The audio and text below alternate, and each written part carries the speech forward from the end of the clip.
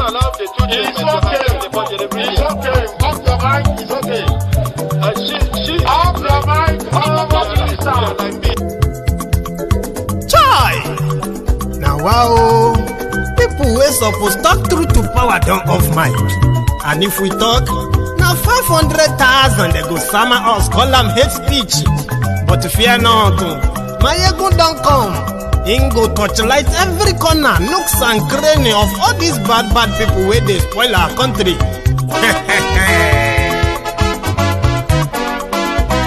So my people make we laugh, oh, yo. Maiyegun don't come, oh, yo. My people make we shout, oh, yo. Maiyegun don't come, oh, yo. Maiyegun don't come, man of the masses, oh, yo. Maiyegun don't come, oh, yo. Maiyegun Diary Politico, Maiyegun don't come, oh, yo. This one not the off in mind, oh, Maiyegun don't come, oh, yo. And in the touchlight every corner, oh, Maiyegun don't come, oh, yo. Okay, some people be they holla say they want the power. Chai, them be promise us say we go get light and power. Nah. Them hustle sote they can't get the power. But now they know they do anything with the power. Sure. Every day, dollar just they get the higher power over naira. See them talk say make we off mind, but thank God say Maiyegun don't come. So my people make you laugh, oh, yo. Maiyegun don't come, oh, yo. My people make we shout, oh, yo. Maiyegun don't come, oh, yo. Maiyegun don't come, man of the masses, oh, yo. Maiyegun don't come, oh, yo. Maiyegun Diary Politico, oh, yo. Maiyegun don't come, oh, yo. This one not the off in mind, oh, yo. Maiyegun don't come, oh, yo. Person where they do evil, no one make person talk. Them say that Maiyegun, that man too they talk. He too they talk. Say Maiyegun Diary, he they hot like pepper. But every day then they take money in bulk. Woman picking, they the street they hawk. Still them talk say make we no talk. But thank God say Maiyegun don't come. So my people make you laugh, oh, yo. Maiyegun don't come, oh, yo. My people make you shout, oh, yo. Maiyegun don't come, oh, yo. Maiyegun don't come, man of the masses, oh, yo.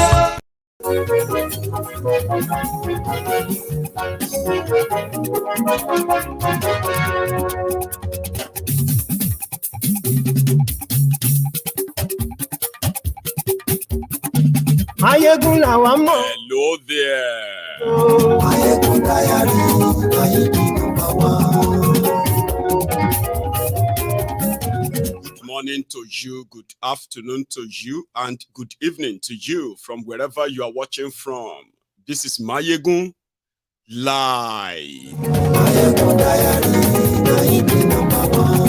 Lórí Facebook, lórí YouTube. Maiyegun Diary, Maiyegun number one. Gbogbo bó ṣe ń lọ ni Maiyegun Diary. You can share this broadcast. Invite your friends. Invite your not so friendly friends. Invite the Lagos Bakus. Invite the Buhari idiots, the Sai barbarians, and don't forget the Bat idiots too. Those who usually come around to call what they hear on Maiyegun's Diary Politico fake news. Well. The depleted foreign reserve of Nigeria, as we kind of, predicted, Dangote has been traced to have collected $3.4 billion from it. Share this broadcast. Maiyegun làwa mọ̀, làwa mọ̀ dódódódó. Maiyegun Diary, Maiyegun number one.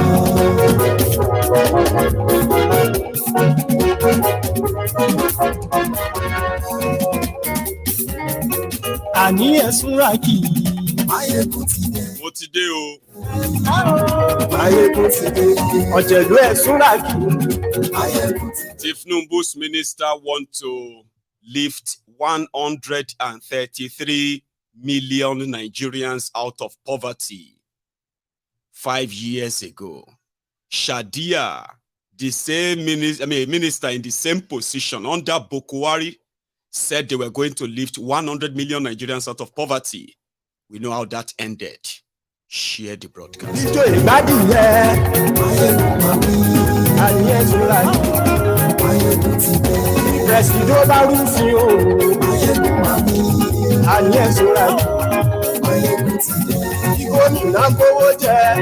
We are back at it again, but with another bombshell loading. In the next 24 hours, a lot of us may be exposed to some new information about Tifnumbu, courtesy Atifku Abubakar. There is a court case in America tomorrow because of Tifnumbu. Share this.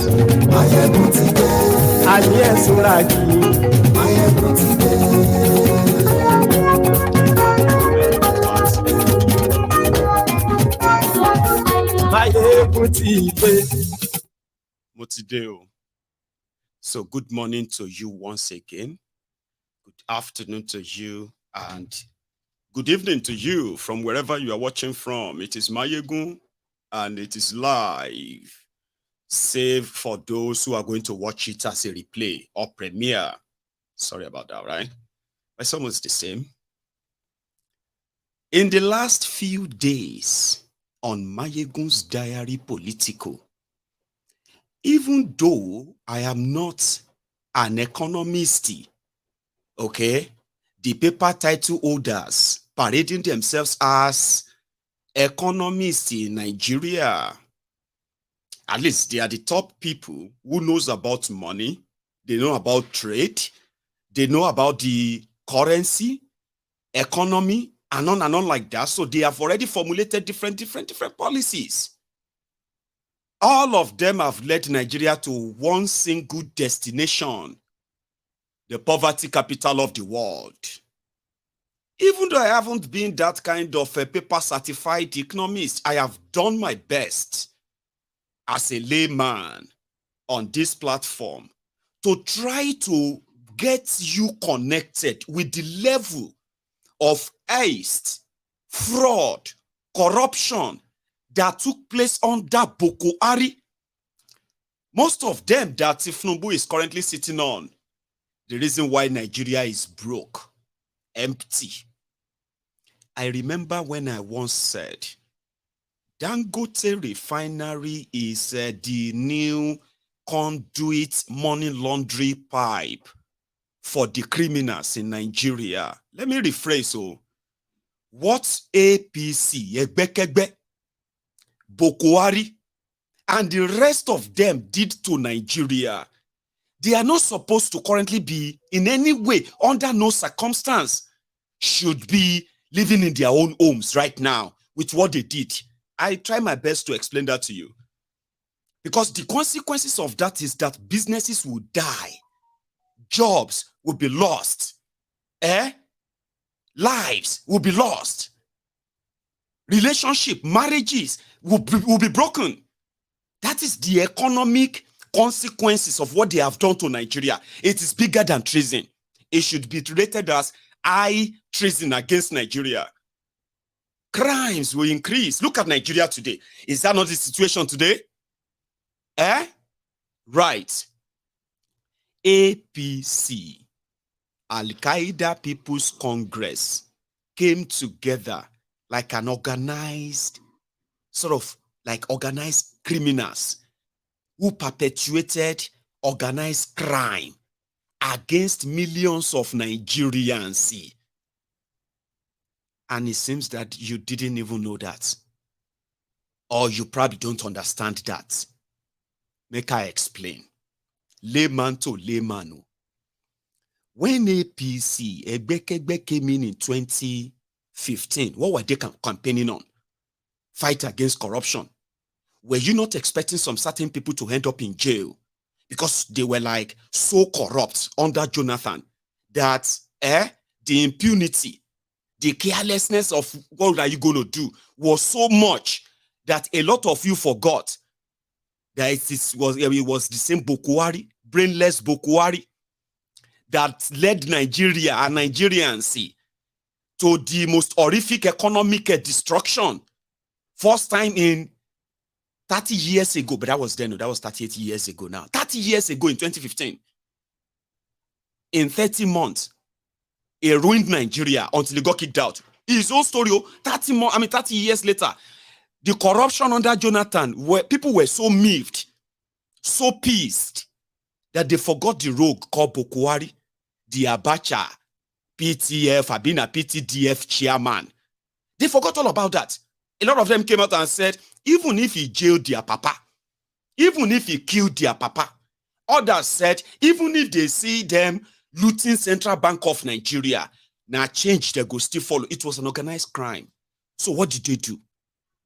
They mapped out the strategic areas that are the basic source of revenue for Nigeria. The ones they could find, the ones Buhari could find the replacement for, he quickly replaced them. But you see the chunk of where the whole corruption took place, the center of it, the guy behind it, the guy in charge of that, Emefiole, that people thought would be the first to be jailed. The one that was moving money in bullion van for Fayose Nekiti, for, you remember now? Buhari kept Emefiole.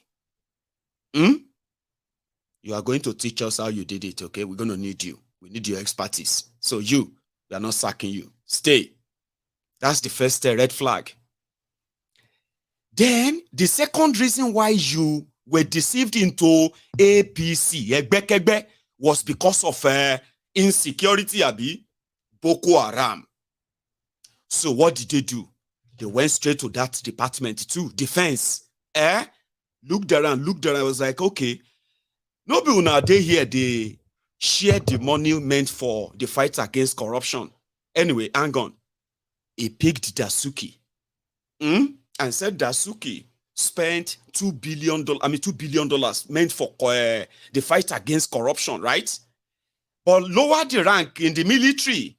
After sacking those he will sack, he kept the guy who also acknowledged that for every weapon claimed to have been bought by Jonathan, that indeed they were bought. And in fact, they were here. That was Buratai the Butcher. He promoted Buratai the Butcher. We are going to need you too. You are the one in charge. Okay, yeah, you stay. Emefiole, you stay. So like an organized crime, right? Then they went straight to the third one, the golden goose laying the golden egg, Abi, the crude oil, NNPC. Abi? So he made him say he wanted to fight corruption in NNPC. What did they do? They opened up the entire vault of Nigeria.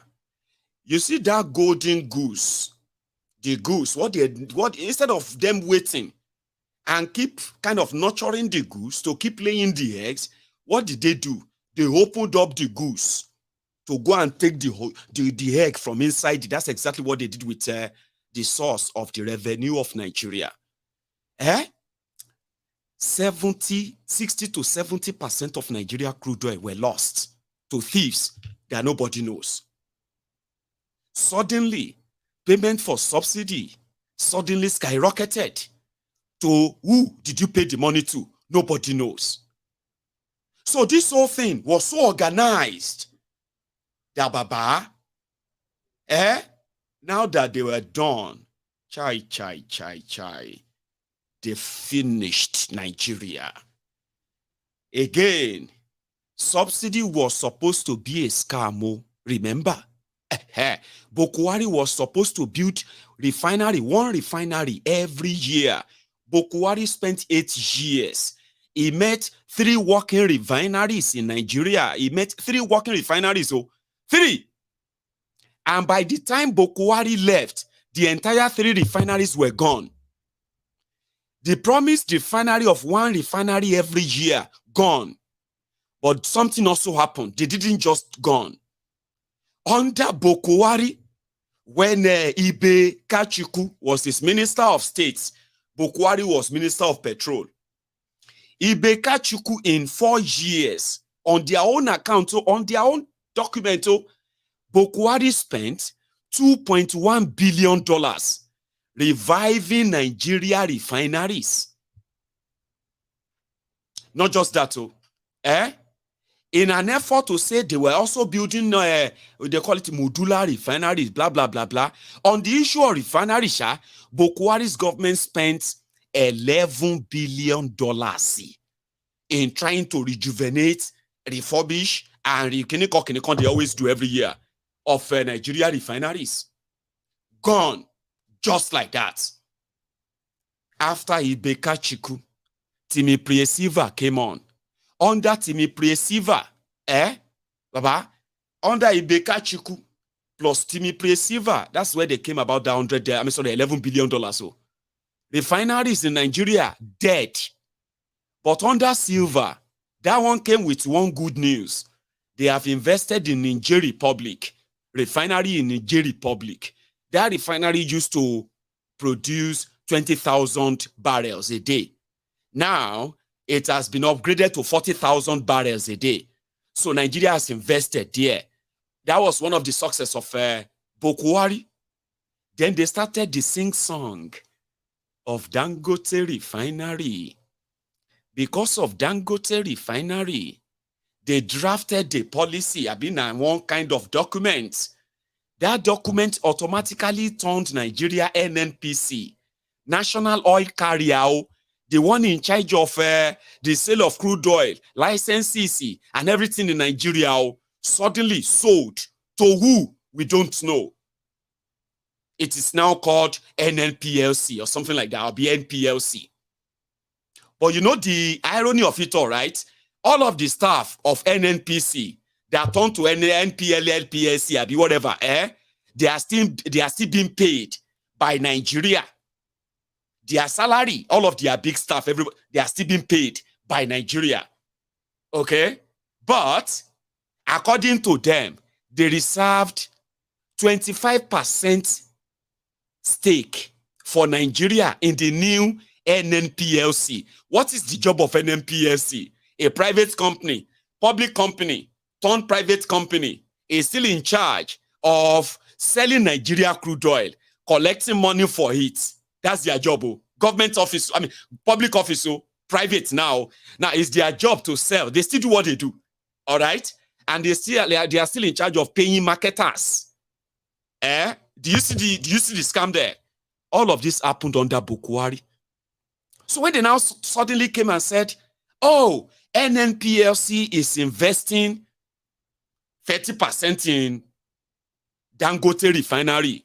So that automatically turned Dangote Refinery to that newborn, massive giant money laundry avenue for this criminal. Money laundering avenue. They didn't have any plan of building any refinery or Dangote Refinery, this or that, on the real, genuine, pure business ethic. No. You all know that Dangote is Nigeria's quota system billionaire. We didn't know. I remember I did tell you, I did say that. I said, for those of you who wanted to know Dangote very well, inside the Central Bank of Nigeria, where you have the central bank governor and all of the central bank exec, inside that same place, Dangote is there as like your unofficial governor of the Central Bank of Nigeria. Whenever Central Bank of Nigeria, under Emefiele especially, whenever they want to roll out any monetary policy, or they want the custom to do something for them, anything at all, Dangote inside that same building and his team, they would have to view it and vet it if it's not going to affect them. If any of them is going to affect them, it's not going to happen. You will never hear about it. But what I didn't know, I think I did also say that as well, like that as Emefiele have the key to Nigeria Central Bank vaults, so is Dangote. Or maybe that's just an kind of, an ironical whatever of saying it, I don't know. But what I didn't know was that he had so much hold on Nigeria that yesterday, what I told you 2 nights ago, came to light and became confirmed And their media are now picking it up today that the foreign reserve of Nigeria, that they handed over to Buhari the balance of $34 billion, 33.6 or so billion dollars. The balance in that foreign reserve today is less than $3.7 billion. Where did that money go? Remember, we were asking that 2 days ago, including yesterday. Who collected that money? It's not part of the debt of Nigeria. So let's slow it down a little bit as well before we get to this part. When APC, Egbekegbe, came in 2015, they met the following money. And in fact, the first 3 months of when they came in, some other windfall also kind of happened. And what happened after they left? When APC, Egbekegbe, came in, the debt of Nigeria was kind of put at 7.3 trillion naira. It was, in fact, about 8 billion US dollars at the time. That was the debt of Nigeria. And you know what the exchange rate was at the time? 100 and central bank 160 naira to $1. That was the central bank exchange rate. While the black market was hovering around 190, 200 naira to $1. So now they met debt, of course. They also met money. In the foreign reserve of Nigeria, there was a balance of $33.6 billion right there. In another account called the excess crude account, there was also a balance of a balance of $7.5 billion. See these two money. Locally, they said Nigeria debt was somewhere around 5 trillion naira. Now, with all of this, all of this debt, as well as the asset they met, by the time Buhari and his gang were done in 8 years, the total debt of Nigeria in dollars is now over $120 billion. You may be asking, what are you talking about? Yes, it is true. Now, what that simply means is that somehow, Nigeria debt in naira is now over 90 trillion naira. Do you see that gap? Now, you probably will think, but they invested it in infrastructure now. At least, I have entered the train from Ibadan to Lagos. I have also entered this blah, blah, blah here and there, wherever you probably have been. I have seen the airport. I have seen all the building for train station and all of that. Now, on this record as well, it is also a record that out of all the money they took, and they indeed actually used for some of this project that you are talking about, all of their entire project is now put at 94, less than 94% completion, which means, yeah, they are so close to completion, but the money is gone. Now, they would have to borrow more to fund them or abandon them like they usually do in Nigeria. But that one is like, okay, fine. Okay, that's clear, Abi. Now, what happened to the foreign reserve of Nigeria from 33.7 or so billion and 30 billion is gone? $30 billion of Nigeria from Nigerian foreign reserve is being wiped out right now. So we were asking, how could that happen? Did they just make those withdrawals just like that? They were asking for tranches of money, and they were using Nigeria foreign reserve as a collateral, just to assure the lenders, like, listen, we'll pay you. If we don't pay you, go and take it from our foreign reserve. And they were not telling Nigerians. In 2012, Dangote announced that he was going to build a refinery in Nigeria. And that was very good news. I mean, like, everybody would say, oh, that was a good news. And it was very clear at the time, I remember very well, Dangote then announced with some Oyinbo, Pakistanis and the rest of them around him, all those his business partners. And he said how he was going to source for the money. So I remember he said the refinery will have the capacity of refining 600,000 barrels of crude oil every day.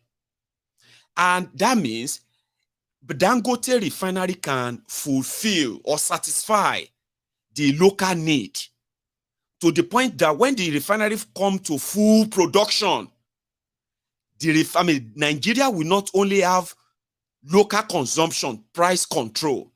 Nigeria would also be able to sell finished products to the neighboring countries. That was so great. But where are you going to see the money? So I remember this very well. Dangote and his guys said they were going to approach the European banks for, they said the refinery was going to cost $14 billion. I remember, $14 billion. And it was going to take them 5 years completion.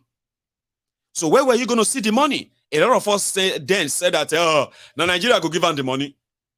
They called us enemy of Nigeria. Why are you this pessimistic? Why are you always so negative? We can see the scam. It's now you that they do abracadabra for. And then you begin to wonder, how did that happen? Why are they always like this? God go punish them. No. You will have to rise up and punish them someday. Or maybe you need more reason why. He said he was going to borrow 3.5 billion euros. In fact, this European partner said they were going to give him 3.5 billion euros. Dangote himself said the Dangote subsidiary and Dangote whatever, they are going to provide $2 billion. Okay?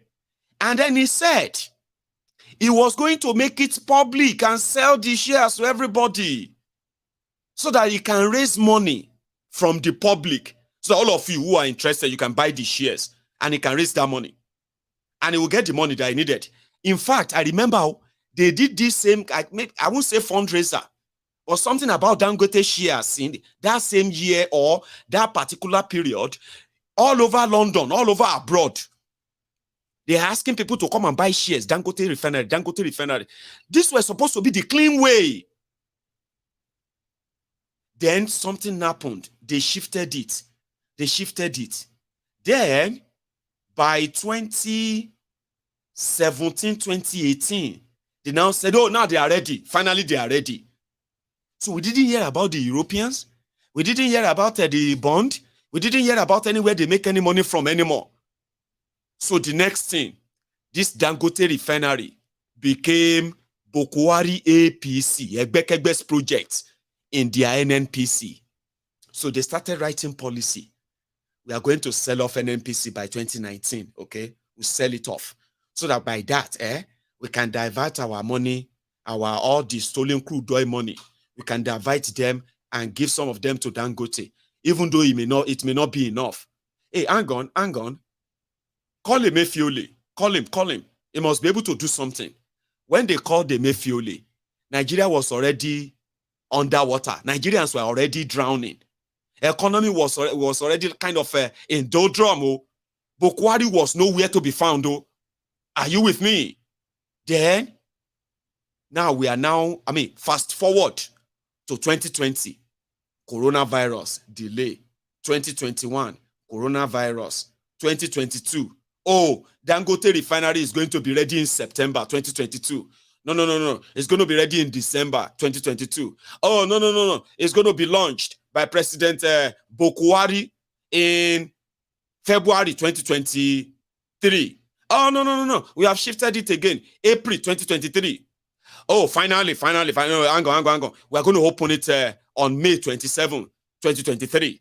That's the final one. But you know something? On the day that they were doing the launching of Dangote refineries, that was when Emefiole said Dangote Refinery was going to stand as a legacy of Buhari because it is not just about refining crude oil and giving it to Nigerians. It is more about strengthening the Naira, because Dangote Refinery will be will be sold Nigeria crude oil in Naira. Remember the quota system, billionaire? So questions were like, what are you talking about? If a barrel of crude oil is $80 per barrel, so is Dangote going to pay the equivalent of $80 based on the exchange rate for each barrel? What is the arrangement? They said, no. They have to subsidize it for him. Then on the day of that launching, they now said, everybody looking for Dangote Refinery to come and sell cheap oil, they can continue to wait because Dangote is not a charity. Okay, if I say reality don't set in, but is the refinery ready? Yes, it's going to ready in July, by July. So why are you now kind of opening it now? Why is everybody everywhere from all over the place launching the biggest refinery in the world when it is not ready until July, 2 months later? No. It's just because it's legacy project. It's ready. They're just doing final touches. But it's not ready. It's nowhere ready. Now it's very ready.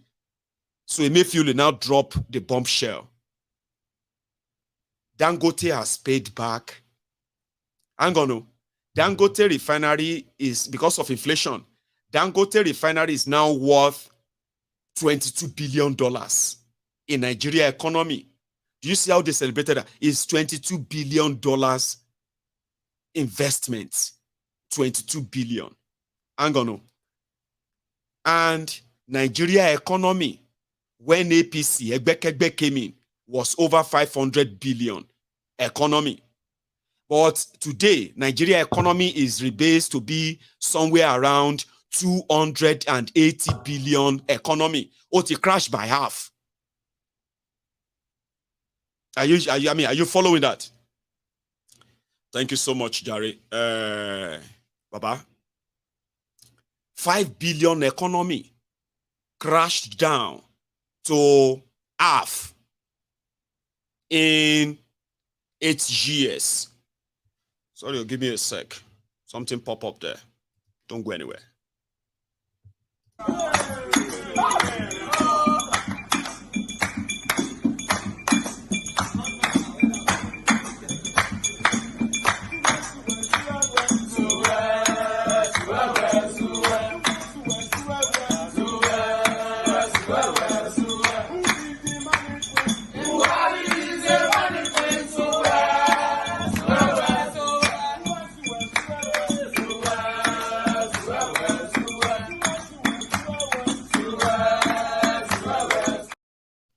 Sorry for that little distraction, okay? I could only quickly just undo something that popped up, as I am always multitasking here. You know that, right? Anyway, so they started pontificating, glorifying how big 22 billion is for Nigeria. Look at this. It's going to turn around. It's going blah, blah, blah, blah, anyway. Then Emefiele said, the refinery that is yet to refine 1 teaspoonful of crude oil has paid back 70% of the loan. Hold up. It's like, hold up. Emefiele, hang on. What loan are you talking about? You know, people like us have already told you that they are the people who are funding Dangote Refinery because, number one, it is not really profitable except you have somebody who is going to help you bear any kind of losses. And for people like Dangote, it's only Nigeria that can have to bear the cost and the loss. What Nigerians didn't know was that the corruption was so deep that because of Dangote, they wiped out $30 billion from Nigerian foreign reserve. Dangote had no money to build any refinery because of Buhari's evil government too. As much as Dangote is a quota system billionaire, there was a time that after COVID, even Nigeria couldn't save him. Half of his wealth was wiped out because of that. I don't know if you know that time. Yeah, sometimes in 2021, 2020. Half of Dangote's money, billions. He had no money to build any refinery. There was no one anywhere in the part of this world ready to give any money for any refinery. Trust me, it wasn't profitable for them. Except if Nigeria was ready to bear the cost and the loss, and they hide it from Nigerians, the organized crime. So what happened? We didn't know where they got money. We didn't know how much Nigeria borrowed him. But you know something? 30 billion US dollars from Nigerian foreign reserve has been wiped off because Buhari authorized Emefiole to use Nigerian foreign reserve as a collateral for free cash from American banks. Now, the American banks have realized that this money, this particular money given to Nigeria, was given to them under a different borrow arrangement as usual. The one that you go there, you borrow 1 billion, you borrow 2 billion. No, this one is like under the desk deal. Central bank of a country talking to the biggest banks in America and telling them we need serious forex backup. We are suffering from our economy will crash if we don't have it, and World Bank will not let us just withdraw this money. So they didn't just go to World Bank and withdraw them, just go there and withdraw the money and give it to Dangote. Dangote Yagba, $20 billion. Go and build refinery. That one wouldn't have, that one would be so kind of clear and glaring. So they didn't do that because they also need to make money from it. Sure, you get. Buhari and his gang, they needed to make money from it. What did they do? They went to JP Morgan. Chase Abi made JP Morgan. They went to Goldman Sachs in America and they asked them to help them mop up cash. Now, cash, they mop up $30 billion cash for these criminals in Nigeria. Probably put it on a plane, and flew it down to Nigeria. And when it got to Nigeria, they say, oh yeah, take Dangote. Despite the money, Dangote Refinery is not even 50% completed. It's not even close to 50% completion. So those who gave them the under the desk money, now them can't raise alarm now. That listen, this one is different from all your other loans. No. Other loans are like, we arrange that one that, no. This one is now cash. Now cash we gave to your country. We gave your country cash because they gave us the login detail to your foreign reserve. So all we need to do right now is just to use the login detail and withdraw our money. And the interest, that's all. We don't have any business with any, whatever happened to your country, whatever happened to your economy, whatever they tell you. All we can do is just take our 30 billion and leave you with the 3.7 billion. And Tifnumbu is walking about like it is nothing.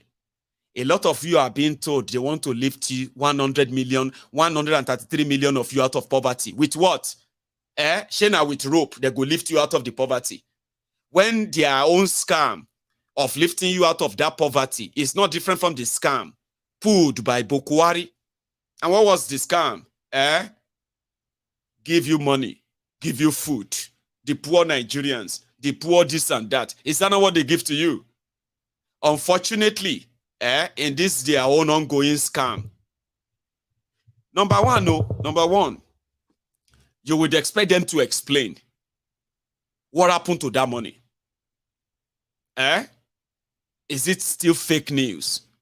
So you now know what they did from what has just come to light now, is that they said out of that money that they gave to Buhari, JP Morgan said, the money we gave to Buhari, there was a time that they were in part of the evidence they gave to us to collect that cash was that they wanted to sell the dollar to Dangote. So what they finally discovered was that Nigeria lost over 60% of the value of the money they gave to them when they exchange it for Dangote. Let me explain that. In one of their trips to America to use Nigeria as collateral for Dangote, part of the document they kind of tendered there said they needed $3.4 billion. They didn't want to go and withdraw it from the Nigerian Foreign Reserve. So they went to this lender in America and said, listen, we need $3.4 billion. Now, this is why we need the money, okay? Because we are building the biggest refinery in Nigeria. And Nigerian government is investing in this refinery. So we want to provide the forex needed for this firm, Dangote. And they're like, okay, tell us how this is going to work out.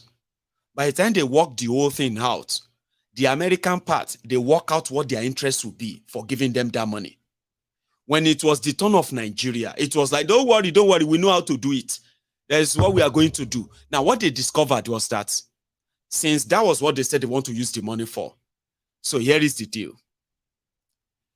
At the time, when they took the money from JP Morgan, Naira to dollar was around 600 Naira to a dollar.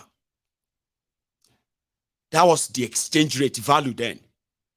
So when they gave them the 3.4 billion, guess how much Central Bank of Nigeria sold the dollar to Dangote?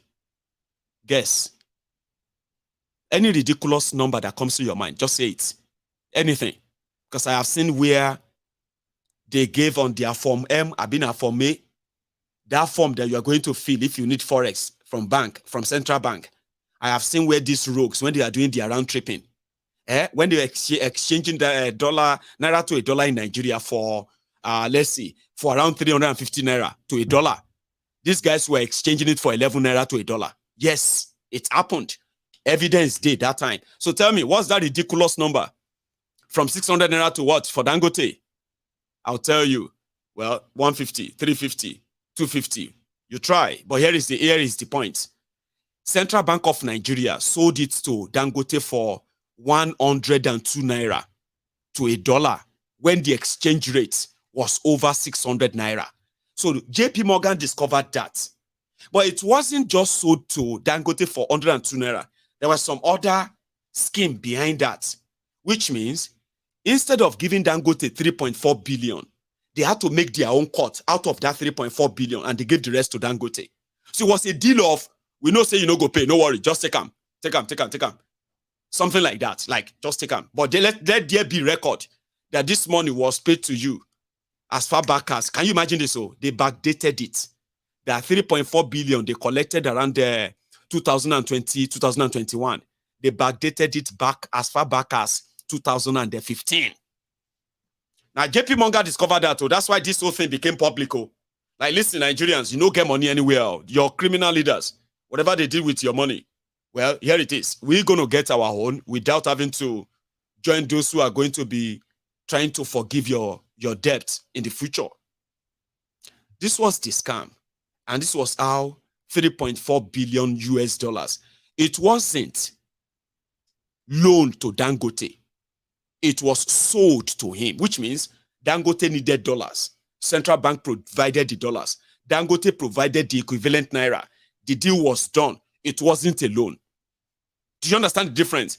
So when Emefiole said at Dangote's launch, the refinery, that Dangote has paid back 70% of the loan they gave to him, was he talking about the loan, the money they took and used Nigeria Foreign Reserve as collateral? So many questions, Abi.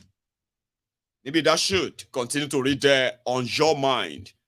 I won't make a fresh tea. Don't go anywhere. This is just like a part A of it. 1 second.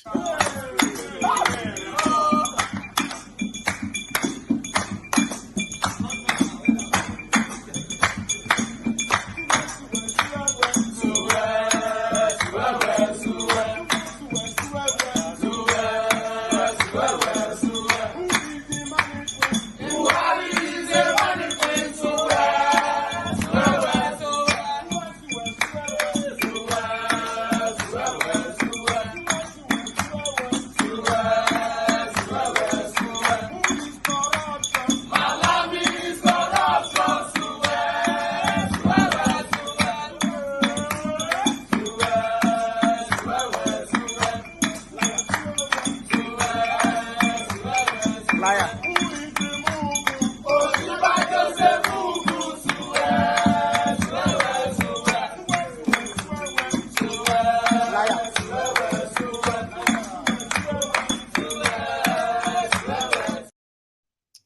Thank you.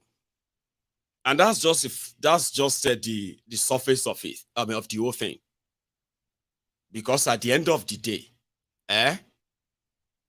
for the sake of national security, Nigeria didn't just lose out in rebuilding their refineries to at least show the sign that there are actual efforts in reducing the sufferings of Nigerians whose only benefit, as many people say, is this reduced petrol price, which, if it is as what it is right now, has now affected almost everything, every part of their life.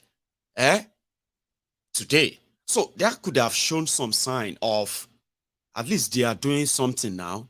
In one of the scams, ladies and gentlemen, there is a place called Kaduna Refinery. Do you know that the refinery they build in Kaduna? Man, these people need Nigeria. Honestly, if you know, if you understand, I'm going to at that refinery in Kaduna, there is no single refining thing, anything at all happening there. But to run the refinery, it was costing Nigeria over 200 billion naira, where they have less than 140 people as staff of Kaduna Refinery that have nothing to do with refining anything. They are there, Kaduna Refinery. And of course, now, you know, it's just like job for the boys. And just same way everywhere. Tinubu has appointed himself as a minister of petroleum. He has created another ministry, and he call it Ministry of Gas Resources. So he has made himself the minister of Ministry of Gas Resources, Minister of Gas Resources. Then he appointed the two stooges as Minister of State. They are like the junior ministers in that ministry. So which simply means the scam continues and the suffering continues. When Obasanjo came in 1999, the foreign reserve of Nigeria, the one they could account for, was less than $4 billion. That was the worst of the military. 8 years after Buhari, they didn't just deplete the resources, the vault. They didn't just run you into indebtedness and poverty. They also destroyed the source of revenue of Nigeria. And they continue to do so even right now. So if they tell you they want to lift 100 million out of poverty, I mean, what's the magic? Because right now, it is exactly what Buhari did that they are doing right now. NNPLC, a private company, supposed private company, is now the one that went to go and borrow $3 billion for Nigeria. Remember, under Emefiole and Buhari, they went to America. JP Morgan and Goldman Sachs. Goldman Sachs. Under Tinubu in 2 months. The private company NMPC just went to somewhere in Africa. They call it Afrexim. Africa Export-Import Bank, to go and collect cash like Emefiole did. Collected cash and used the foreign reserve as collateral. Tinubu and his NNPLC, they have now gone to Afrexim Bank to go and collect $3 billion cash and they are using Nigeria crude oil as collateral. Nobody knows how much crude oil will be paid for this. Nobody knows how long this crude oil is going to be taken. Nobody knows who are those who are going to be taking the crude oil, under what arrangement and from where. But these guys have collected the cash already. Yeah, they've started spending the cash. Because according to them, the oil marketers in Nigeria can now come and collect and come and buy cheap dollars. So once they buy cheap dollars, then they will bring in cheap oil. That is the subsidy. So what Buhari did, they are already doing it. If you change the money that they've already taken, break them down one by one. The one they collected to give you food, rice. The same one they collected and shared, and they were going to give you money, 10,000, 12,000. They are all borrowed. The one they are trying to use to stop the further destruction of Naira, they were all borrowed. Put them together in dollars, ladies and gentlemen. In 3 months of Tifnumbu and gang, they have already borrowed over $4 billion. It will break it into pieces and check it into Naira. In 3 months, these criminals have already taken nearly 3 trillion Naira gbese. 3 trillion already. We don't even know. I mean, they said they saved 1 trillion naira. Ask them, where's the 1 trillion naira they saved from subsidy? Because the 1 trillion naira. Remember, a whole page inside the Tifnumbu's manifesto where he glorified and he repeatedly told you, if there is no money, print more money. Now, I just heard that one today, whether true or lie, and in fact, I'm going to say, I want to believe it. Part of the economic program of Tifnumbunomics, Shetigbo, only one penny, remove 40 and print more money. What does that mean? Redenomination of Nigeria money. Yeah, you heard that right. But make I explain them to you very well. Since $1 dollar to Naira has now gone up to over 900 Naira to $1, and they just borrowed $3 billion to slow it down and pretend that dollar a day, everything is going to, no. Once they spend the $3 billion, in a month or so, the whole journey will continue. Now will continue its journey to Somalia. I don't know the Somalia currency today, but me only paro from Miami.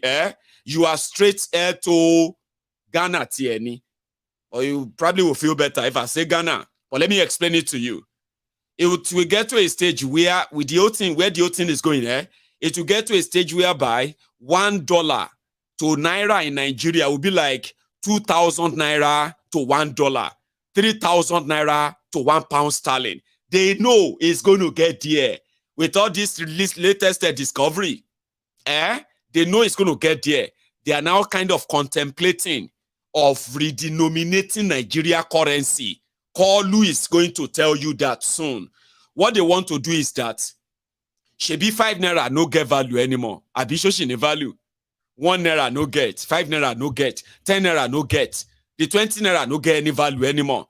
They have been told that a sachet of pure water in Nigeria right now is about 20 Naira per sachet.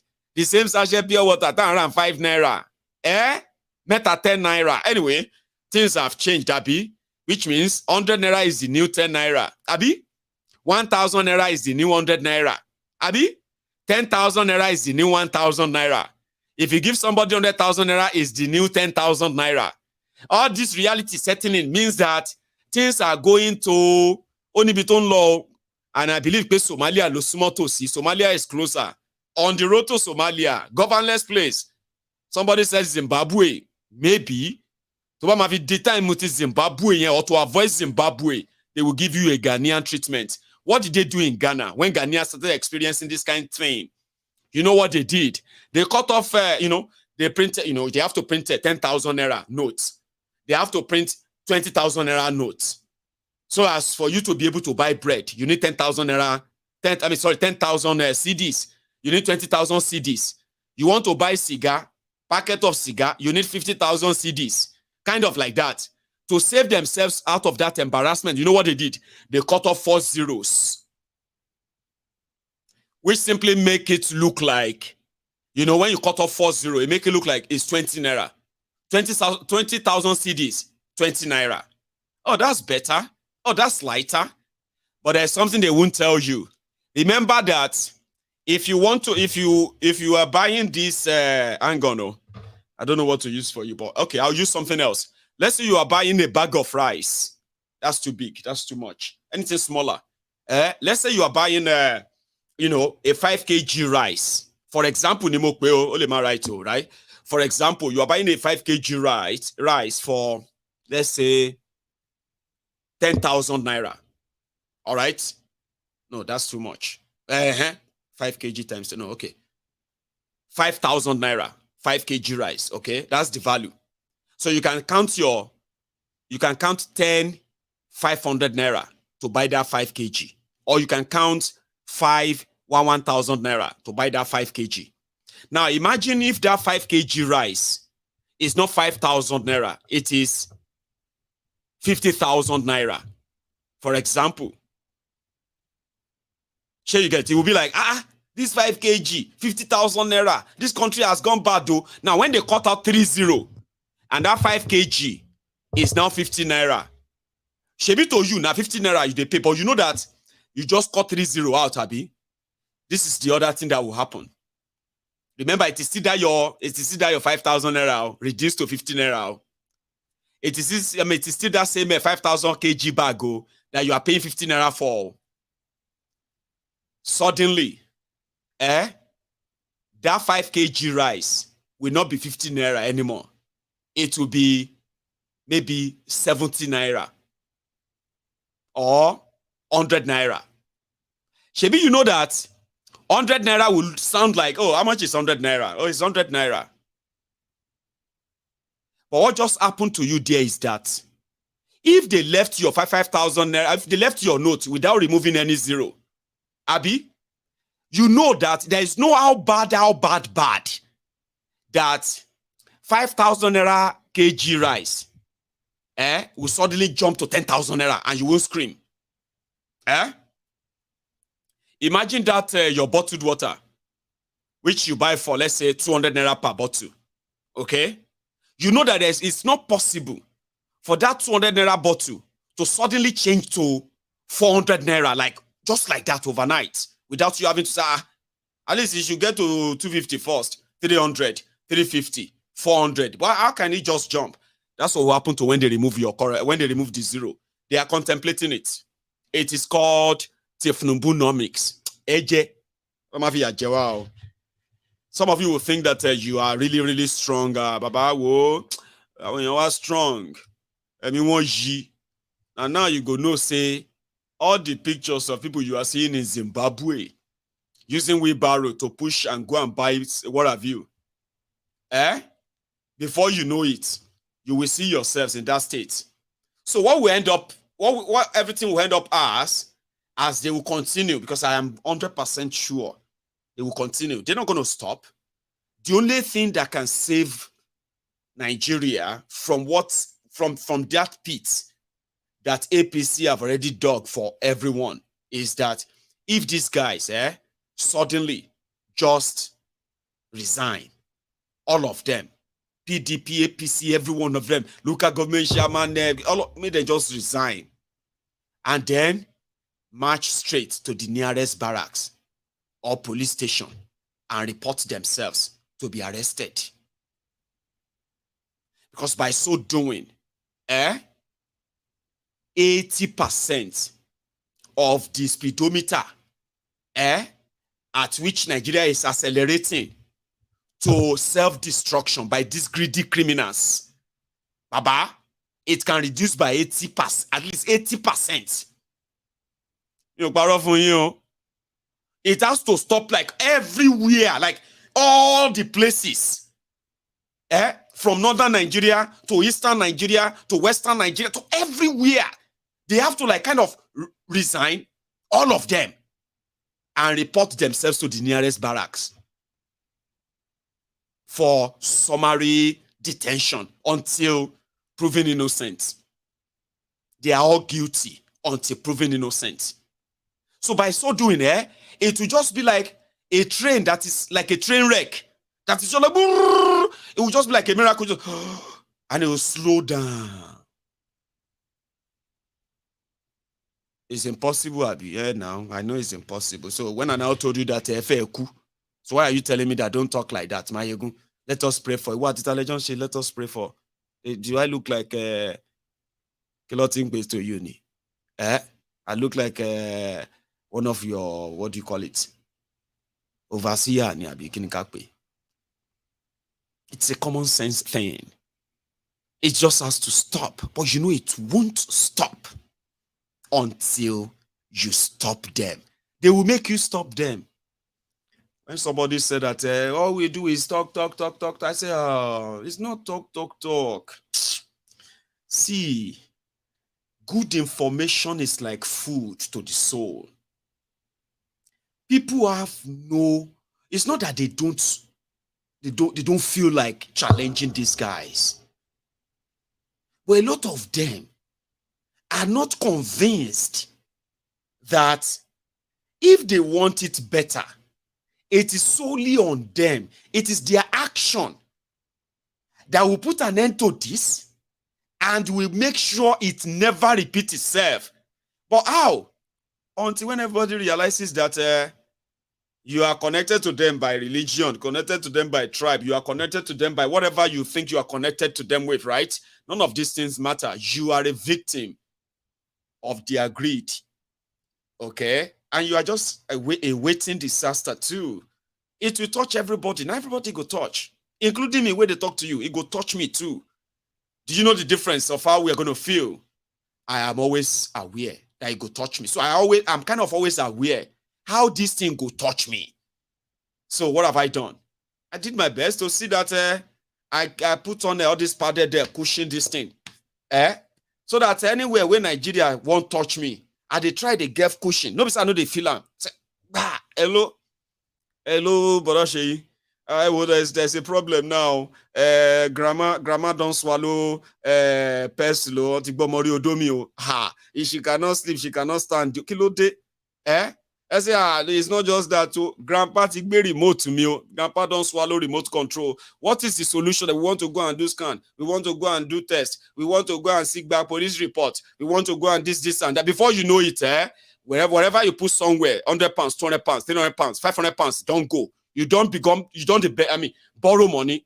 So it's just that because we know that is what Nigeria is without expecting anything from these criminals, a lot of us have had a way to cushion, to put a padded, this unused bed when you want to throw away your mattress, right? And then you decide to cut out the foam. That's exactly what we have done. But we still feel it. It go touch everybody.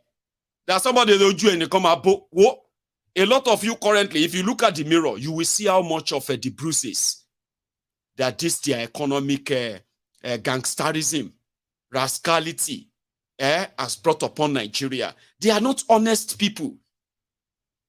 So they need to cut it down, begin to save and rebuild, which is not their own doing. Everybody won't chop their own. See, everywhere.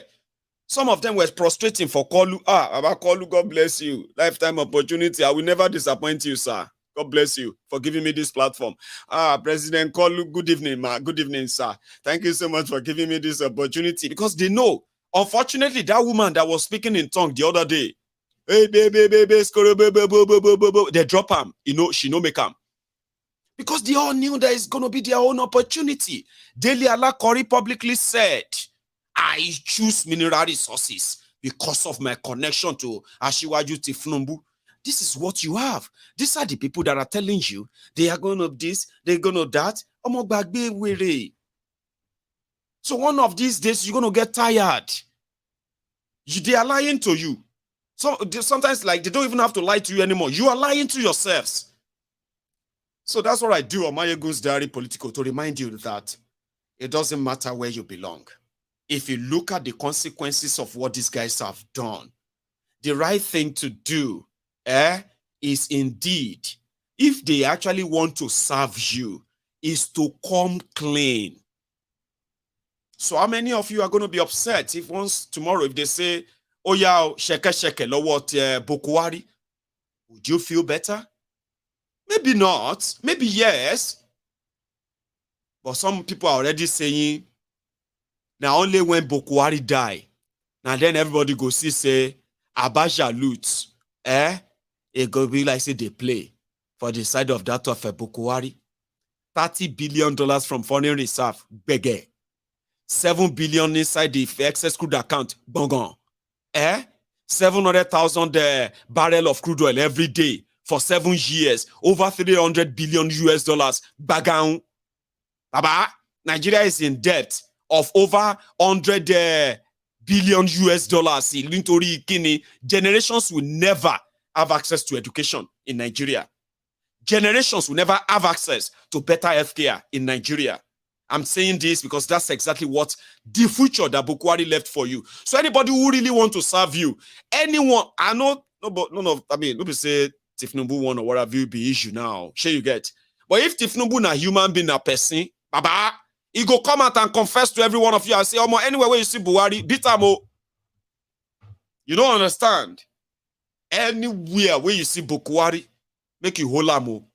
But they are everywhere where they are saying that Buhari's legacy.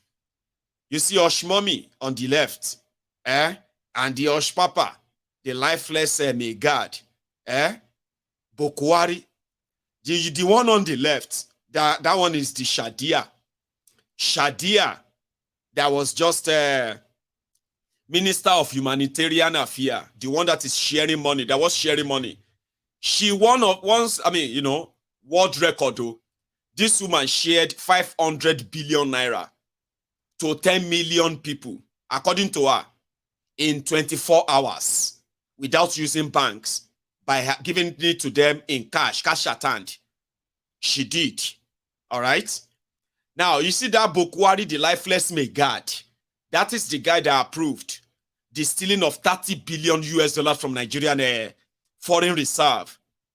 So, these were the two of them telling Nigerians in London then that they will lift 100 million Nigerians out of poverty in 4 years. At the end of the day, it was a cash out for them, a big cash out.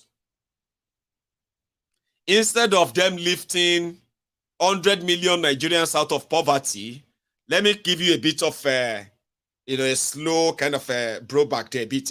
We'll slow down a bit on that information. When APC, Egbek came in, listen to this one, facts don't lie. They said the poverty, the poor people in Nigeria was put at 80 million or 87 million. 87 million. And when they say poor, it was like the regular Nigeria poverty. Okay? And out of school children was put at 2 million out of school children at the time. It was a campaign. In fact, this was a campaign buzzword at the time. How can 2 million children be out of school in this Nigeria? And some of the Jonathan people, they have their own children living better life. This is evil. This is so evil. Jonathan, they built Alimajiri schools then. You know those Alimajiri then, right? Jonathan was building schools for them across northern Nigeria. In a nutshell, out of 19 states in northern Nigeria, Jonathan built Alimajiri schools in 11 states. Out of those 11 states, right, when you combine the total number of schools built by Goodluck Jonathan for them in northern Nigeria, basically for Alimajiri school, 180 schools across 11 states in northern Nigeria. That was what Jonathan did then, right? But they were actually angry with him. They said they wanted to use the school to teach their children Western education. Even though Alimajiri school back then was the mixture of a Western education, Quranic education, so that they can combine both and be able to exist in the modern world. Sure you get? So that they can be able to actually like exist and cope. That was the plan. But 2 million were still out of school. Kano alone, at the time, Kano alone have over 500,000 out of school children. Kano alone. This was 2014, 2015. Oh, okay. So the campaign was then 2 million out of school. Over 2 million people in IDP camp. Boko Haram, IDP camp. The campaign was then 2 million out of 87 million people living in poverty. What kind of country are we building? Jonathan will finish this country. Half of the country is going to be overrun by the Boko Haram. We need security. We need to fight corruption. Thieves, jihadists, terrorists, they were promising people to fight corruption, to fight terrorism. Me o body laye me. It can't be like saying now only few of us can't mad. Say, what did they do these people? You they see naked man. They tell you, say, in go buy you this, buy you that, and kill you like this and that. And you are standing there, you they blush. I remember everything is like yesterday now. Somebody where they naked. They tell you that, look at what you are wearing. I can kit you up. I'll get you babanize. I'll get you babanize this. I'll get you mamanize this and that. And you are there blushing. Thieves were telling you that they will fight corruption. Jihadists were telling you that they will fight terrorism. The lifeless, brainless, breeding money queen, Buhari, the one that wrecked Nigeria 30 years ago, was telling you that Pastor Ruga was coming to come and fight spiritual. Like, and you are there blushing. God bless us, the mad. You're enemy of Nigeria, Maiyegun. Let me tell you something. Look at all of these good people who want to blah, blah, blah, blah. 2 million people, IDP camp. 2 million children out of school. 87 million poor people. Baba go to 3 months. How long? He no reach 3 months. When the body language don't they turn to body odor. By the time he reach 6 months, everywhere don't they smell. People don't they feel like someone should not be say one chance we enter so. Should not be say we don't misbuy like this. I say, it's too early. It's too early. Give him time. Give him time. Before you know it, ladies and gentlemen, over 20 million school children are now out of school. Lagos State alone, Lagos, Yoruba, inside Lagos, they have over 1.2 million children who are supposed to be in school. They are doing, inside the hold up, they are selling things. They are begging here and there. 1.2 million no more. Carry all of them. You go need like 1, 2, 3, 4, 5, 6. At the you go need like a 6 Maracana Stadium in Brazil, the biggest stadium in the world. You go need like 8 Maracana Stadium to put that 1.2 million children in Lagos alone. Kano State, what if they're not to move forward? Inside Kano alone, they have over 2 million out of school children doing alimajiri. The rest, 20 million, everywhere now. Every state now have out of school children. Horrible, like, under this criminals. From 87 million poor Nigerians, ladies and gentlemen, we are now talking about 151 million multi-dimensional. This time around anyway, they will have to find another name. Because under Buhari, 133 million Nigerians were living in multi-dimensional poverty. You know what is multi-dimensional? Do you know it? You don't know it. Me too. It's only when I started kind of, doing my, what do you call it? My one-on-one, where we say, you're going to do your me time. I got to wonder, what is multi-dimensional? Multi is something that is more. Dimensional. Dimensional is like something we go like this. Straight. Dimensional all angle. Poverty. Yes, serious then. It's like the kind of poverty that even you where they work, we get job. You go on to live like say you are poor. No, not like say you are poor. You go on to live poorly. Like very poor. Say, egbamike.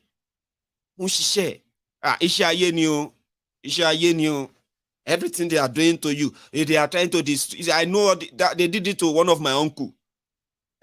Suddenly like this, my uncle is walking. He can no longer. Look around you. See, go outside and touch the grass right now. Go and check it. In reality, multi-dimensional. People started, you see, people who are going to work, listen to this, the multi-dimensional poverty, that's what I'm explaining to you. And a lot of you who have a chance of watching me today, maybe outside Nigeria right now, when you manage to japa, you are nodding your head where you are sitting down and say, this Maiyegun, understand baje. Mo understand baje. You know why? Some of you were walking and it got to a stage, that there are some streets, they pass again. Why? You are owing them there. That woman don't know you. Because you told them when you get paid, you're going to see them. Now you haven't paid her. The other one at the back of your house, you are avoiding her too. So when you get paid, in order for you to be able to go to work, you pay the one in front of your house. So that one will not know, say you pay. Because right now, you have to kind of trek halfway to your workplace before you finally hump on Okada. You can't even kind of jump on the single Okada yourself. You decrease, big man. You have to share with others, people you don't know, because you are going to the same place. Now, a lot of you are coping that way, but you got job. You are still wearing your suit. You are still putting on the tie. You are still telling everybody at home and say, I'll see you later tonight. It's like, okay, good luck, daddy, Okwe. Daddy Nkechi. All the best. So I pray that God will help you today and all of that. While you are leaving the house, you are thinking about your life, that how am I going to do this for goodness sake? What kind of life is this for goodness sake? You are thinking about your life, and that's it every day. Every day. Multi-dimensional poverty. People were living in debt. A lot were covering up and covering up and covering up. Some people were covering up their businesses that were like collapsing and collapsing gradually and gradually until everything is gone. Majority of you can say, if I tell you to start counting people where Nigeria happened to, where big guys, normal people, where they do normally before, normal. And you know them around now, then pure again. If I say start counting them, you can do the 1, 2, 3, 4, 5. Maiyegun right. I remember when you know what I mean? Multi-dimensional poverty, bullshit lolly, you go like this, go like this, go like this. Under Buhari, they didn't explain it to you. They were doing all the horrible things that could have blocked so many things that led people to poverty, loss of jobs. Some people it got so bad for some people that they started having mental health problems. They couldn't get help because who's going to pay for it? Who's going to even tell them to go get help? Frustrated. Nigeria is frustrating me. A lot of people have become so depressed, but they still have to put up appearances. Of course, they still have to pretend everything is fine. Oh, yeah. I know every Sunday they still dance, they still sing in church, but when it is them, so a lot of things happen to a lot of people, even without them touching you or doing, multi-dimensional poverty. So they say, we're going to lift 100 million of you out of poverty. So we're going to give you 10,000 naira trader money. Horrible people. Now they are back. Betty Edu just said that they are going to, you see her, she said they are going to lift 133 million Nigerians out of poverty.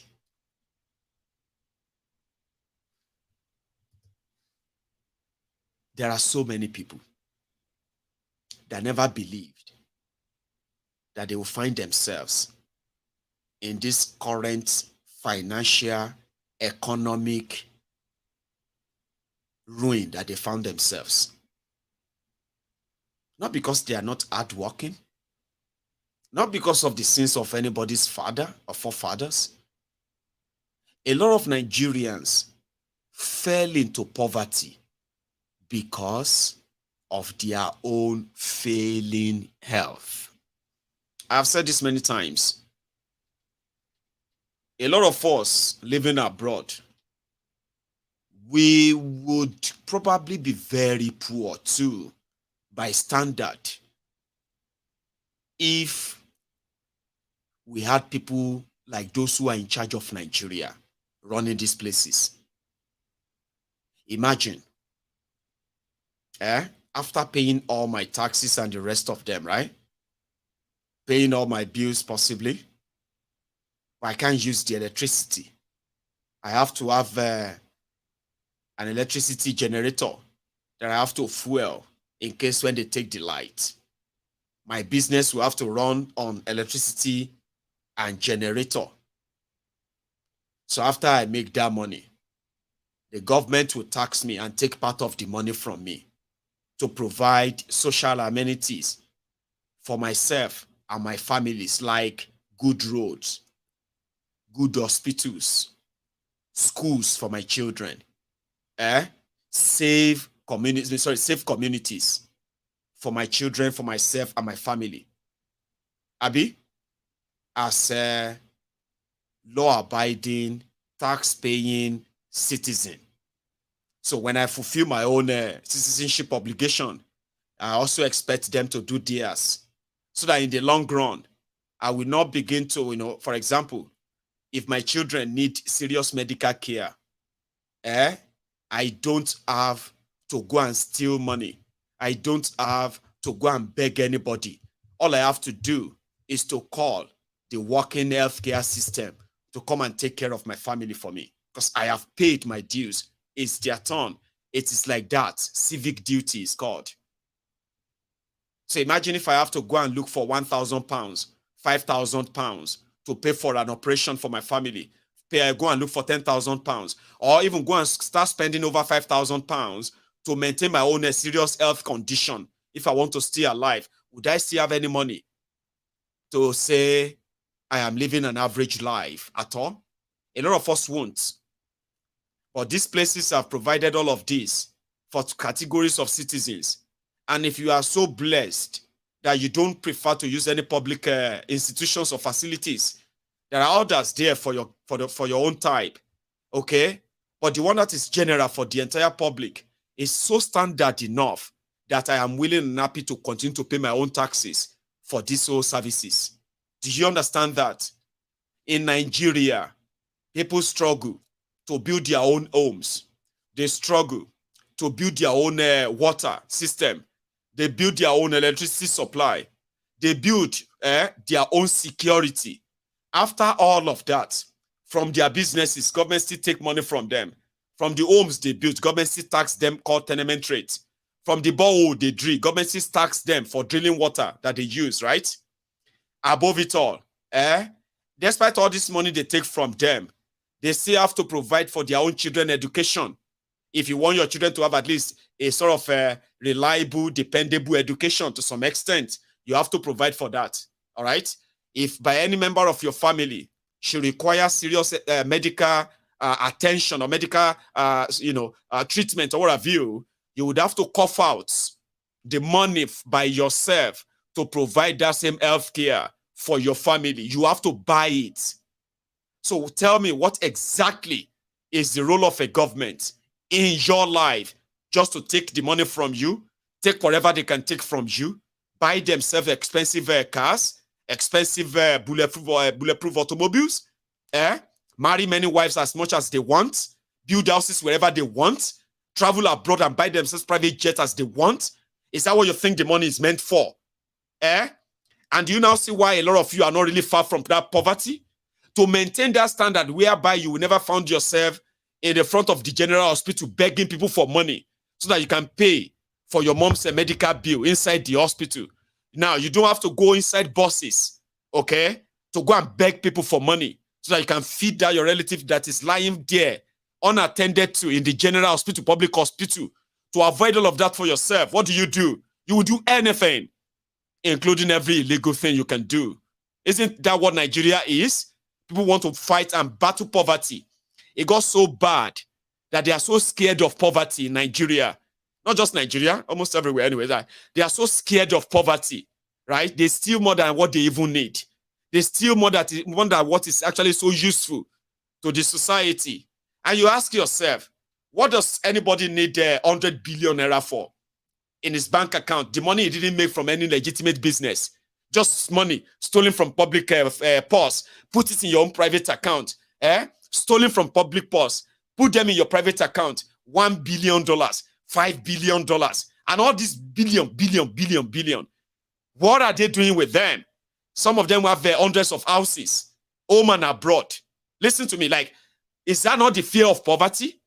Is it not the fear of, I don't want to be poor? I don't want to be poor. But the rest of Nigerians are falling into the poverty day by day. Many of them because of the, because of their health problems. And anybody can fall sick. I can fall sick and die. That's why I keep telling all the young people, don't let any older people tell you that if you want to live old, if you want to grow old, you have to respect them when they are disrespecting you, when they are ruining and destroying what should be your own future.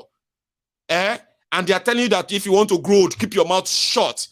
Don't kind of live your life like that. Don't die without living. A lot of people have died without even living at all. They live in fear of, oh, I don't want to die. I don't want to this or that. But look at them frittering away, mortgaging everything that could have made life meaningful to all of you, young people.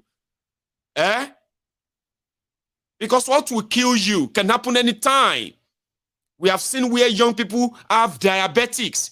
We have seen where young people have serious medical conditions that are perfectly maintained, and they live their normal life like normally, like every normal person.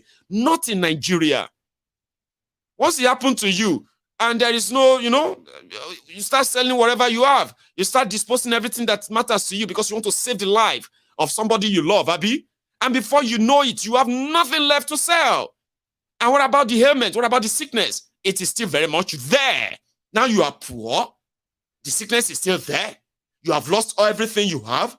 There is nobody, there's no safety basket or safety net for you as a Nigerian, despite the fact that some of you have paid taxes all your lives. This is what keeps people poor. Okay?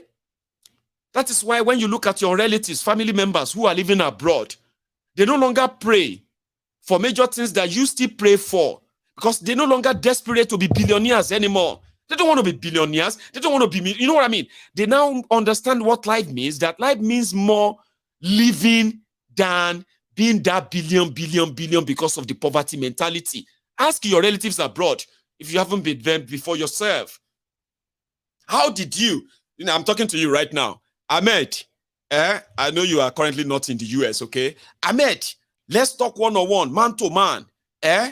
Was there no time in your life that you wish that you are going to grow up and you're going to be a rich man, you're going to take care of your family, you're going to be this or that? We all had that dream. We saw people around us that suddenly, once they get political this, or once they join this or that, and before you know, they are suddenly rich. And then you are like, oh, I'm looking for one day I'm going to be rich. Now you are living abroad. What are you caring about now? The normal standard of living where you can what? Oh, I'm going to get a mortgage. Oh, I need that. That's where I'm going to live. Oh, then I'm going to put so away for so Abi. Nobody is now so desperate to be millionaires, billionaires anymore. Everybody just want to live life moderately, peacefully, progressively. And if the million comes, fine. If the billions come, fine. Nobody is so desperate anymore once they leave that contraption. You see? Because they don't have to worry about having kidney problem, having a diabetic problem, breaking their back, or having these health problems or that problem. If it go lead to death, they will know that they have opportunity of being treated. They did their best to save me, but they just couldn't anymore. So I'm going to die. That's it. Right? But in Nigeria, before you die at all, they don't pity you. They will watch you sell everything you have. At the end of the day, everything is gone, but the sickness is still there. And before you know it, people start telling you the story. I used to be very rich. Kilo happen since ìjà ni. Ọlọ́mọ jà rich, ọmọ mi ò ní rí jà ayé. Ìjà ayé sà, kí ló ṣẹlẹ̀? Obìnrin ni.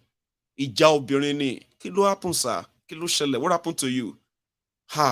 My son, be careful of women, oh. Be very, very, very careful of a woman. Sir, what happened? You used to be rich, you said.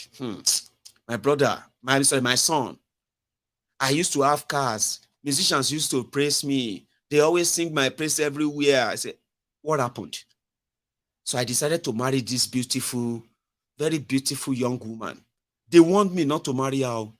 And before you know it, something happened to me. I had an accident. Oh my God, what happened? My brother, I had an accident. I cannot walk. I cannot stand up. I cannot do anything. I was on my back. It was this woman. Which woman? Your new wife. She belonged to this Ogbanje group. She donated me there that they should take my life. Only God saved me, my brother. My son. Be careful of women. What happened, sir? So I couldn't stand. We started from one hospital to another. I had money. So we started selling my properties. So at some point, one doctor advised us, hey, this thing is not medical. This thing are village people. I know a place in Ogbagu, or I know a place for Ijebu. They go do harm. So we went there. That's where they told me the story of how this woman is so evil. She killed 2 of my children. My children who are never sick. Suddenly they started falling sick. I spent money, and they die. So this woman wanted to kill me and finish me. So it was from that place we started selling my properties. We started selling everything. We started praying. We started praying, my brother. We started praying. Before you know it, this woman just pack everything, and she just left me. Really? She left you? Yes. She just packed and left. That was the moment I started receiving my healing. My brother, sir, I'm your son, sir. Sorry, my son. That's the moment. But the deed was done. I've already sold everything. Now you can walk very well, sir. Yeah, that's why I've been doing taxi. From Olu to Enugu. That's why they walk now. From Ile-Ife to Iwo Road, Ibadan. That's what I'm doing right now. So you never recover. What about your businesses that you were doing then when you I'm telling you something. That's what changed my life. That woman changed my life. It did not. You will never tell him that the lack of a proper medical care, medical system that could have detected whatever was the problem, a state-funded medical facility could have prevented whatever was the spinal problem that he had. He wouldn't have sell off his properties. He wouldn't have blamed an innocent woman for witchcraft. They wouldn't have frustrated her until she had to pack away and run for her life. All of this wouldn't have happened. Families would still have been families. He would have received the best medical treatment, without having to sell his properties. That is one of the worst consequences of a bad leadership that people don't know. Majority of you are just one sickness away from becoming poor. And there is no sign these guys are going to build any institutions that are actually going to care for you. No chance. No chance. He didn't care that he was driving a car on a terrible road that nobody cares to fix, and nobody cares to even follow the traffic rules as well. But suddenly, the village people, oh, my new wife, oh, now my first wife, they do me. I went to seven places, my son, 7 places. Now my first wife. I thank God she's dead now. She died because of me. Hey, what happened? She thought she was the most powerful. I met one powerful woman for Ekiti. That woman said, now 7 days she go die. That she no care what witchcraft she gets. Now 7 days. So your first wife don't die now because of this matter. And now, because of me. You don't get all your money back. No, I don't get that money back. That one. But I thank God I have my life back. But now that woman, they do me. Nobody pays attention to the evil that are wearing agbada. And they are wearing different babariga and the rest, all walking around you. Abi? Anyway, El Rufaya said any attack on Niger Republic is a declaration of a civil war on northern Nigeria. It done the cook. I told you it's become they are now calling him the Bob Rufi. Oh, Bob Rufy, that's what they call him. They say Hell Bob Rufy, the Rastafarian. So he's already out again to say Tinubu should be very careful. Okay, that Tinubu should be very careful. Declaring war on Niger Republic is declaring war or declaring a civil war on northern part of Nigeria. So somebody was asking me, so what should that happen? What's the solution? I have told you. No, they ask me all this kind of Amorabini or yachting. I have just told you what they did, what they have done. If you don't understand where all this Ijiaye is coming from on your job, on your infrastructures, what else again, on your businesses, the where the GIA is coming from Buhari and gang, APC, Egbekegbe. What is the solution? The solution is very simple. All of them. First, Tinubu and gang, they will arrest all the Buhari's family members, all of the family members of Pastor Ruga and their friends. Everybody that work with Buhari, all of them and their PAs. Yeah, they're plenty. They go reach like 2,500, all of them. Pack all of them, and build a fence, all right, next to Arugungu. You know where Arugungu is? It's where they do Arugungu Fishing Festival in Kirby. Small river like that. Build a net there, like a fence, put all of them there, 2,800 of them. We'll come back to them. When you are done, then resign. All of them, your governors, everybody, may they just resign and say, we are sorry for the evil we have done. Locate any nearest barracks or police station and surrender themselves for arrest. They are guilty until proven innocent. When that one happens, there is going to be this open window, open cloud all over Nigeria. Now, him be say, all your problems, they have arrested themselves, surrendered themselves, and you can do whatever you like with them. Is that too much to do, Abi? Which of them would you do? Which solution would you do? Other than the solution of where they are going to share you food and the rest of them. They have you where they want you to be.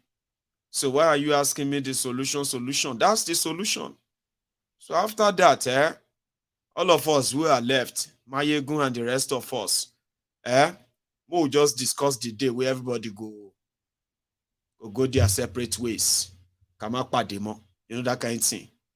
I go, everybody they find their level, everybody find their level, say go bye-bye, and the rest of that. Kamakpademo. That's my solution, but you won't take it to you because of the way I said it, Abi. Because I didn't put on tie, Abi. Put on all the demo everywhere. Begin to read them like say na serious thing that they read. And you will sit down there and say, oh, that's a very brave idea. Oh, that's a very lovely idea. Oh, I love that idea of Maiyegun. I love that part where he said, Consecrum, crum. That place is very, very important. We should pay attention to that one. Now the mentor, go straight to it. After you arrested all your problems and your problems surrender, what is left? You want to keep Nigeria and breed another problem, Sabi? Breed another criminals. These guys have motivated so many millions who are already waiting for their turn. That's why we call it the Nigeria, turn by turn Nigeria Limited. Majority of them are screaming, Ongao, this government, God punish you. Nalayo. The moment they have their own shot, they will tell you, my brother, it's not that, it's not, you don't understand. Maiyegun, I used to be like you, Maiyegun. People have told me that many times. Today, when they finish waiting at the shop, they come back here and say, Maiyegun, long time. I say, long time. Maiyegun Baba, long time. I say, long time. I don't hear you. You didn't even like Maiyegun, you didn't even check on your brother. I don't get brother. I don't get any brother. Which ones is check your brother? We did here, they say These guys are criminals. These guys are criminals. Don't join them. Don't follow that thing that they said. If you can't beat them, join them. Don't join them. Instead of you, because you cannot beat them, instead of joining them, don't join them. Call other people to join you, and you will beat them. You don't understand? That's my own theory. We did do that one here. We no go agree on MaiyegundsDiary Politico 10 years ago. Suddenly you came back and said, Maiyegun, you know I used to be like you. Maiyegun, you don't understand. Government is very peculiar, catastrophic, and a little bit kind of it's not no blue is not always blue. Maiyegun, I say Bawiri.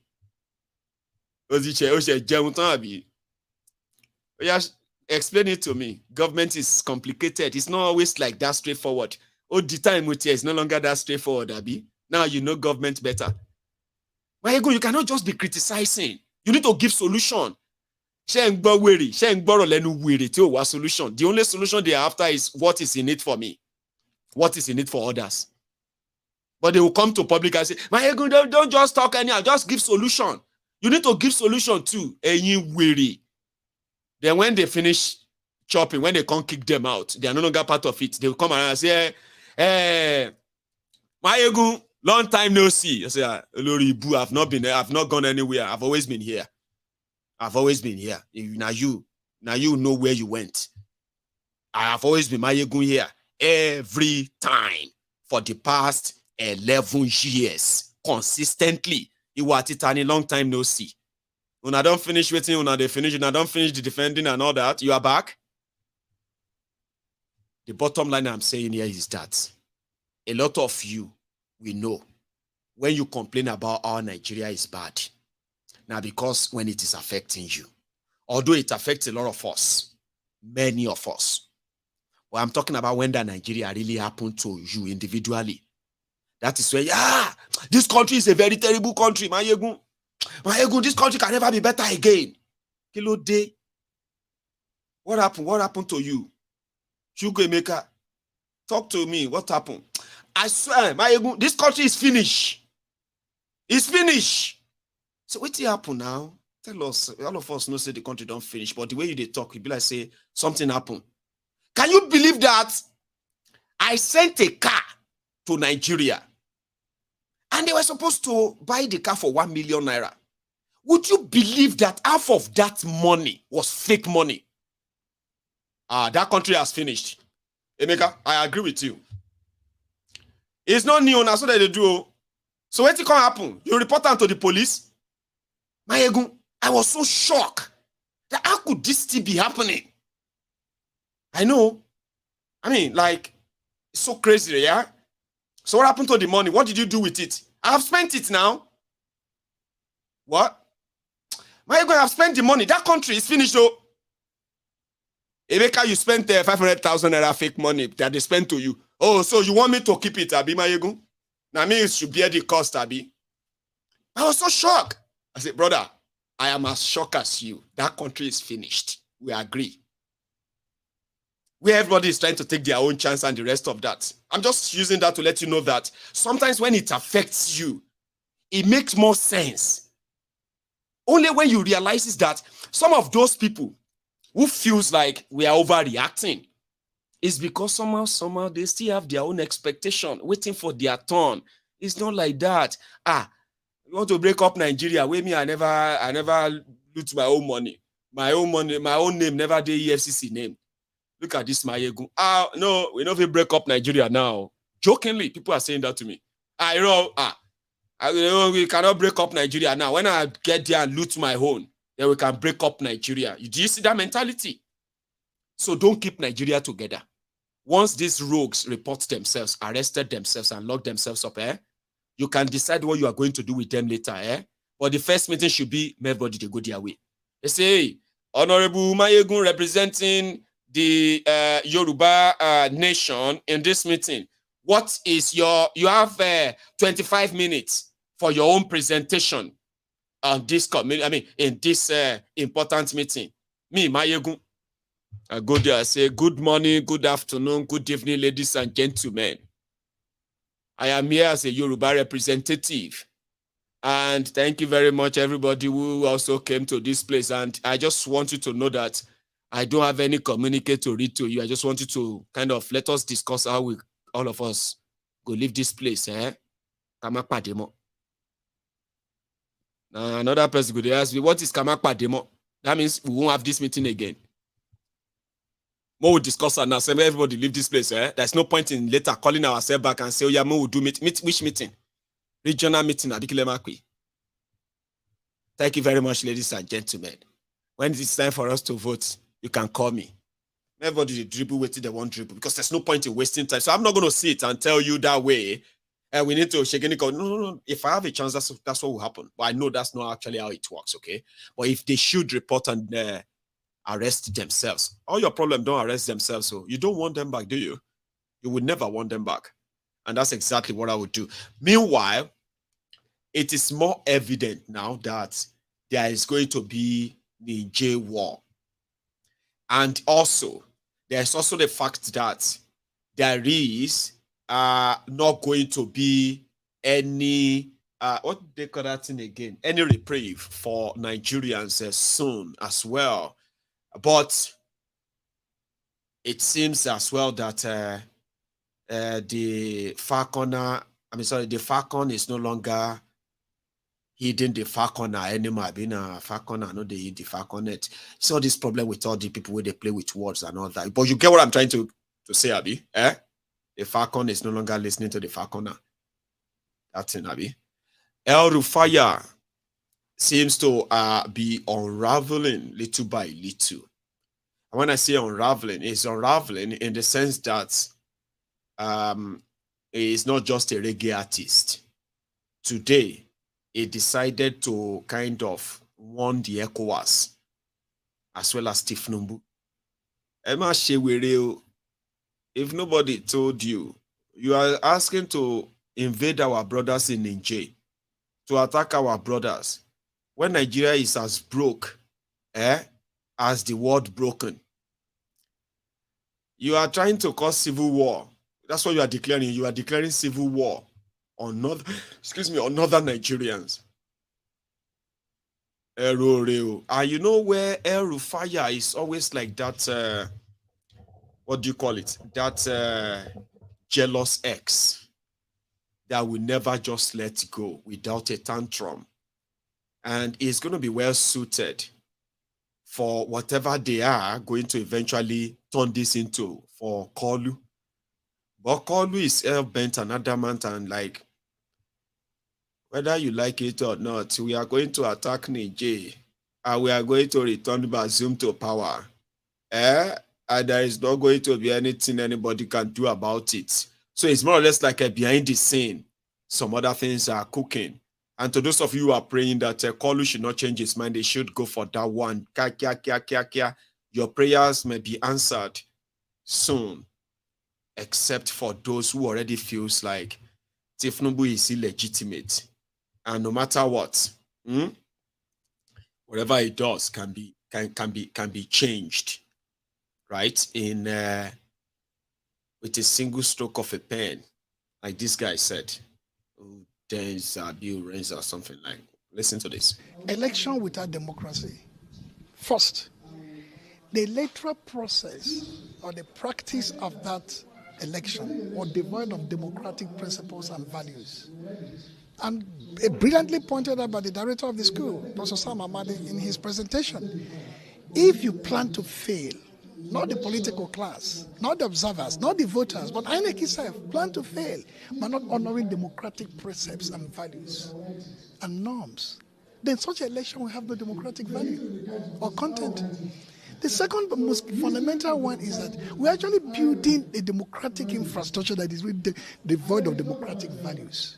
The very fact that of an election shorn of democratic intent, democratic practices, democratic precepts, will mean that you're producing a democratic or political system that is answerable to that kind of election. So the election, one, is devoid of democracy, and democracy it produces is devoid of genuine democratic values. That's why it is two-pronged. So the implication is that for us to really restore Nigerian political journey or trajectory, to its proper democratic balance, INEC should not plan to fail. and they should observe and honor the principles embedded in the Electoral Act. Respect and honor the principles embedded in the text of this practice direction. This is what we want to do. This is how we're going to do it. The day of the election, there will be direct, visible, viable, timely, seen, immediate transmission of this result to INEC IREV. Real time. If this statement is made as verbal declaration and in writing, you must be held accountable to that. And if you fail to deliver on that, people will lose confidence in that process. And public trust can only be garnered when they see public office holders honor their words and honor the text of their writing. This report has proved conclusively that INEC failed to honor this. It's not the politicians, not the media, it's not the voters. That's number one. Number two, if INEC has a window to say, okay, we pause after collation to look at all the issues raised by all the contending parties before we can go ahead and press on with announcing who either won or who didn't win. And if fail to deliver on that, even when the law specifies you should do so, your own law, you are comfortable with, then you are deliberately planning to fail. That failure is producing election without democracy in two directions, like I said initially. The election itself is not democratic. The system itself is not democratic. Question yesterday, the president was able to publish the portfolio of ministers designate, and many Nigerians, there's been reactions on social media. Many Nigerians are believing is the error that the spillover of 2023, which you complained now earlier, is the spillover of the 2023 election. For instance, why they were complaining that Festus Keyamo giving a election and others like that, Wike, in all this, what's your reaction as an expert and an analyst? I have tried to tell practitioners like you, media practitioners, to bear with people like me, from AIT to Arise to Chinese and so on, and this is life, to bear with people like me. The courts are now an extension. They are now an extension of our the electoral process. The court is integrated to democracy in broad sense. But for elections, the court, from the presentation here, the courts are not part of that election. Almost everybody is in court. That means the legitimacy of everybody from governor to senator to rep to the president is in question. You swore them in, the president is producing ministers assigning portfolio, governors are swearing in commissioners assigning portfolio. People like us do not comment about them until the Supreme Court weighs its view. That is when the election is complete. The completeness of this election that started February 25th will be ascertained sometime in November or thereabout when the Supreme Court. Man, see there for jail. Politician wey in the probe don enter for power. EFCC chairman still there for jail. Politician wey in the probe don enter for power. Ewo, EFCC chairman still there for jail. Politician wey in the probe don enter for power. Ewo, EFCC chairman still there for jail. Politician wey in the probe don enter for power. If you dey do government work, you no carry am for head, you. Maka one day aga bokwa gike na ma o. In another government, you hear why you one day more. Ebukwa ya nishi one day aga bogike na ma o. Ewo, EFCC chairman no dey for jail. Politician wey man still there for jail. I'm sorry, right? It is that woman's cap, right? The way she's like that is, I don't know, that kind of cracked me up, right? Kind of funny, right? So, a lot believe that if nobody feels stop Tinubu from going to Niger, maybe the court can stop him, and all of this can just be like a bad dream, you know? Like some will say, Maiyegun alone. I still hope that this is a dream. Anyway, Maiyegun, don't tease me, Jare. I'm serious. Alone, I still hope this is a dream. a bad dream that we are all just going to wake up and say, okay, oh, thank God, though, we have just been dreaming, Tinubu is not the president, and then all these things that we have been seeing, they are just like dream. Mommy, they were alive by. It's not a dream, but like you said, maybe the tribunal, Abi, or Supreme Court, they can just make this go away, and it will just be like a bad dream. But if the Supreme Court and the tribunal fail to stop Tinubu from declaring war on Niger, I don't understand wetin this man they talk, but now he be the head of the Wagner group. In one of them, Shaisha talk say they did the atmosphere of 50 degrees. Yenikwe Africa. Then he also said something about Africa, ICC, at Al-Qaeda. When they told me the interpretation of what he said, if I have Kolu's phone number, I'll tell him, Kolu, hello, don't do it. I don't understand where this man they talk, or the way they talk. Please, don't go to Niger. Работаем. Температура плюс 50. Все как мы любим. ЧВК «Вагнер» проводит РПД. Делает Россию еще более великой на всех континентах. А Африку еще более свободной. Справедливость и счастье для африканских народов. Кошмарим ИГИЛ, Аль-Каиду и других бандосов. Берем на работу настоящих богатырей и продолжаем выполнение задач, которые были поставлены и которые мы давали обещание, что справимся.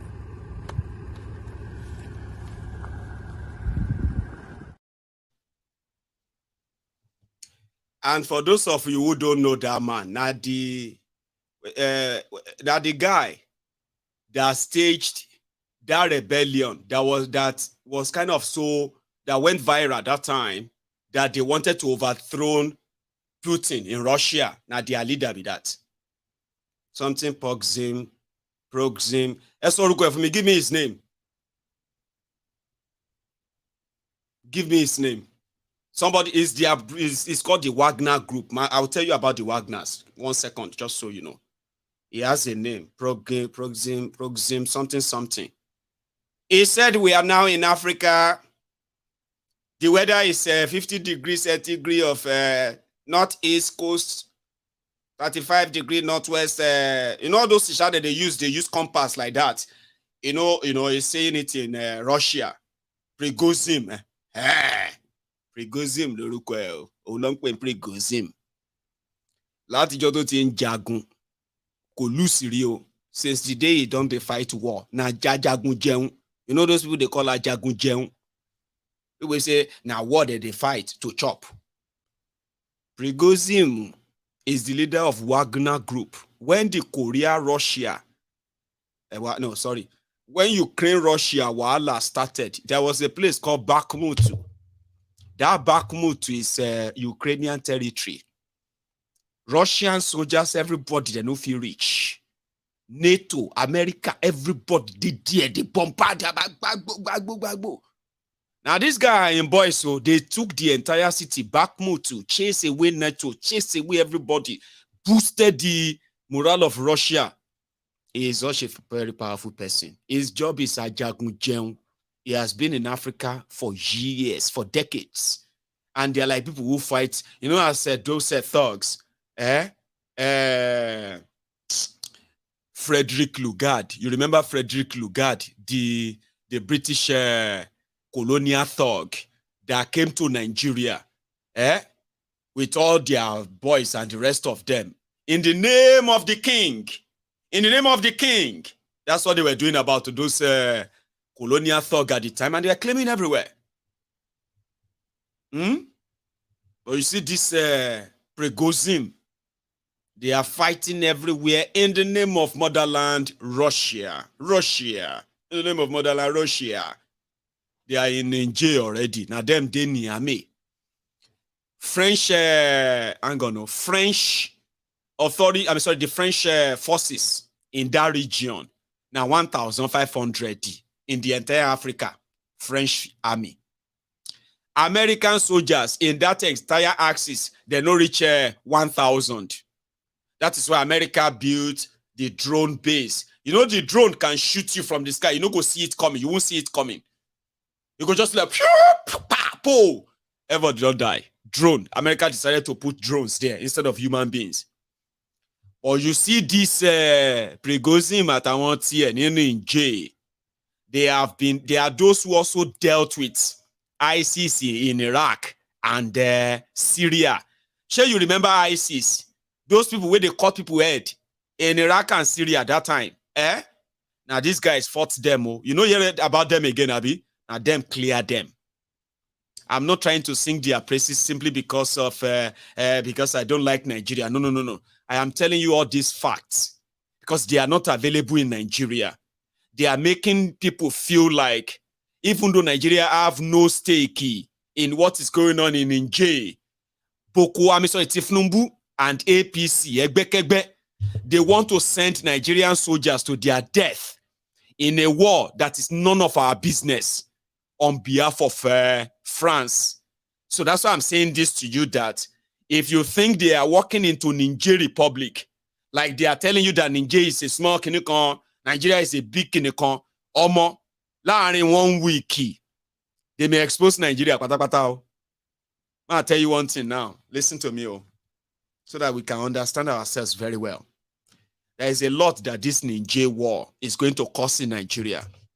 You know, like a big brother that say, I'll crush you, I'll beat you now. I'll slap you now. Say, please, Egbo, don't slap me, Egbo, don't slap me, Who are you talking to? Like, I can't slap any. Hey, please don't slap me, Say, hey, look at this. I was like, so if you can't slap her once, and then just like, you are down, and you see people around you. Oh, thank God, he's awake, he's awake. He's awake now, he's awake. And you're like that. What happened? He said, Egbo, thank God that you are awake. Egbo, no, they behave like that. You don't understand Akere Koroni. You see, because it's not by age, it's not by size. So we have been here since. They are checking your pulse, whether you are dead or not. And Akere Koro, you go slap Akere Koro. He was telling you not to do it, slap him. He just gave you one shock, shaki, before we know it, Egbo. You don't do. We thought you are going to die, Thank God that you are alive. Because Nigeria have a lot to lose. Niger have been losing so much to the imperialists, to the colonialists, to France. The ideal thing is for your big brother to come and rescue you. Your big brother to come and defend you in the face or in the hands of bullies. If your big brother can't join them, now Nigeria have a lot to lose. Nigeria have fighter jets. Nigeria have a military base. Nigerian criminal politicians have stolen enough money. Nigerian generals have, those who haven't are looking to steal their own money so that they can have a relaxed life of enjoyment. Now Nigeria have a lot to lose. And that is why, for those of you who are praying for Niger war, I beg you to tell Tifnumbu to stop. Nigeria is not going to be the same again. And it is not just Nigeria. You see all those dwarf countries that are claiming to be West Africa, ECOWAS. Majority of them be like those children, whether they take go school that time. They say, yeah, put your hand for your hair. So they are try more. This one never reached to enter school. Countries like Ghana, Togo, Benin, all these places who are following Nigeria to do shakara, we are going to invade them. We are going to invade them.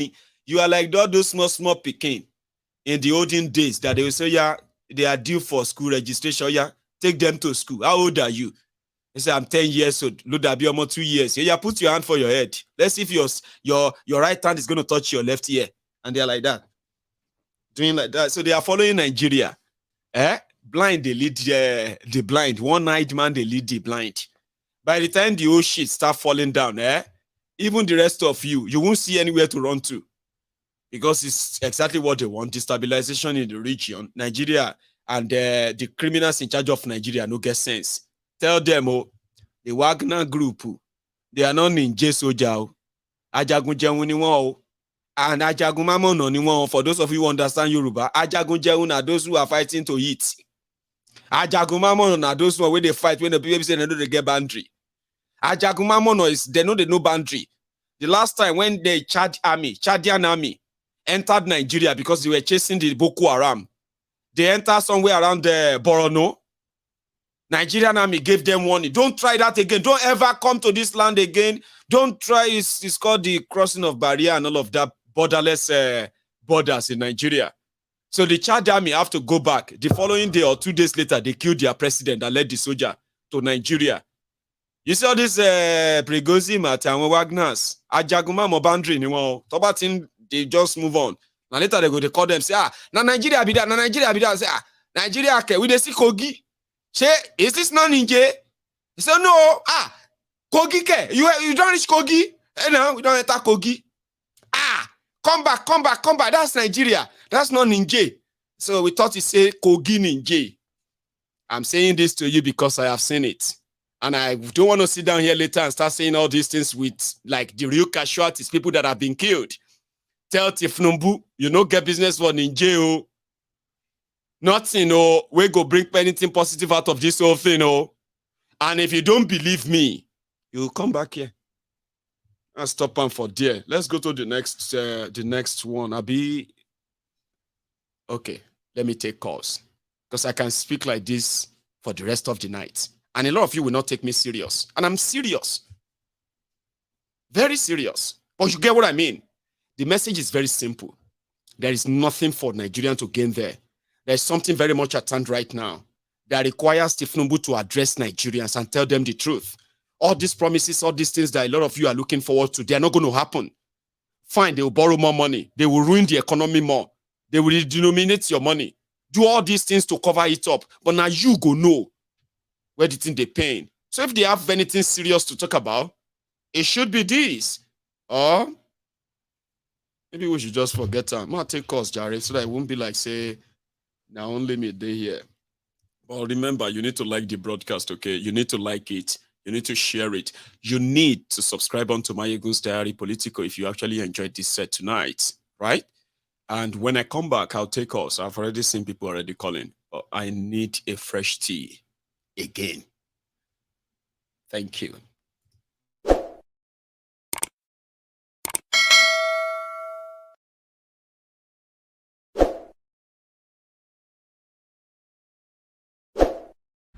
Continue. 70 years old man. Charade. Is that you? Jesus is Lord. Jesus. Woman, is that you?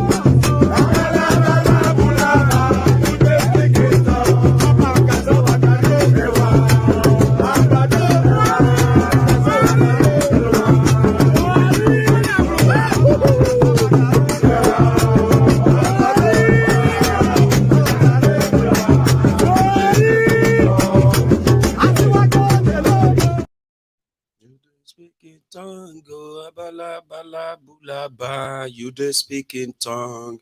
Somebody was asking there that what happened to that of the Tifnumbu? Who is Tifnumbu? And the expected expose from the United States of America tomorrow. I know. So it's just going to be like a gist. Okay? But because time is no longer on our side, on my part, we'll just put them together to when the news break tomorrow. We'll see how the news break will be like, But let's take calls so that we can have a chat tonight. Hang on. I think I have. Hang on. No. Do I? Hello there. Oh my God. Hey, Good evening. Princess Sir. Princess Balogun, how are you tonight, oh? Oh, I'm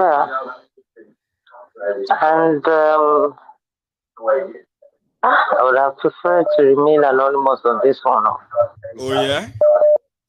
Well, you know everybody Yes. will get to know your name. You can't. I mean, they will get to know your voice. But anyway, let's fire on, and maybe you would. I don't know. At least names will not be mentioned. You know, we know. See, Nigeria is a country, yeah, that that that sells what it does not have. Yeah. They try to give what they don't have, yeah, and at the same time, they buy what they have. That's the kind of people we are, you know. We're a country that doesn't know anything, not next to nothing about democracy. Yes. That's democracy. We want to teach, we want to shove it down people's throats. It is democracy. It shouldn't be applied like that. And we're a country that has very lovely, nice crude. And we buy petroleum products. Eh? I think because she now. Absolutely. You see the issue. Eh? If DSS are on our platform, like they always come in, you know, they snoop around. And we've not seen any reasonable one amongst them, yeah? That could think that they should just walk into some of these banks and ask them to open their votes. Emefiele, crashed the economy of this country.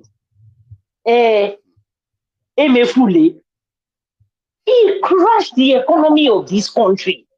People were taking money to him, they were taking bribe to him in US dollar, raw cash. This cash has stocked. They are stocked in vaults of banks all around. DSS should spring to work. They should start sniffing around.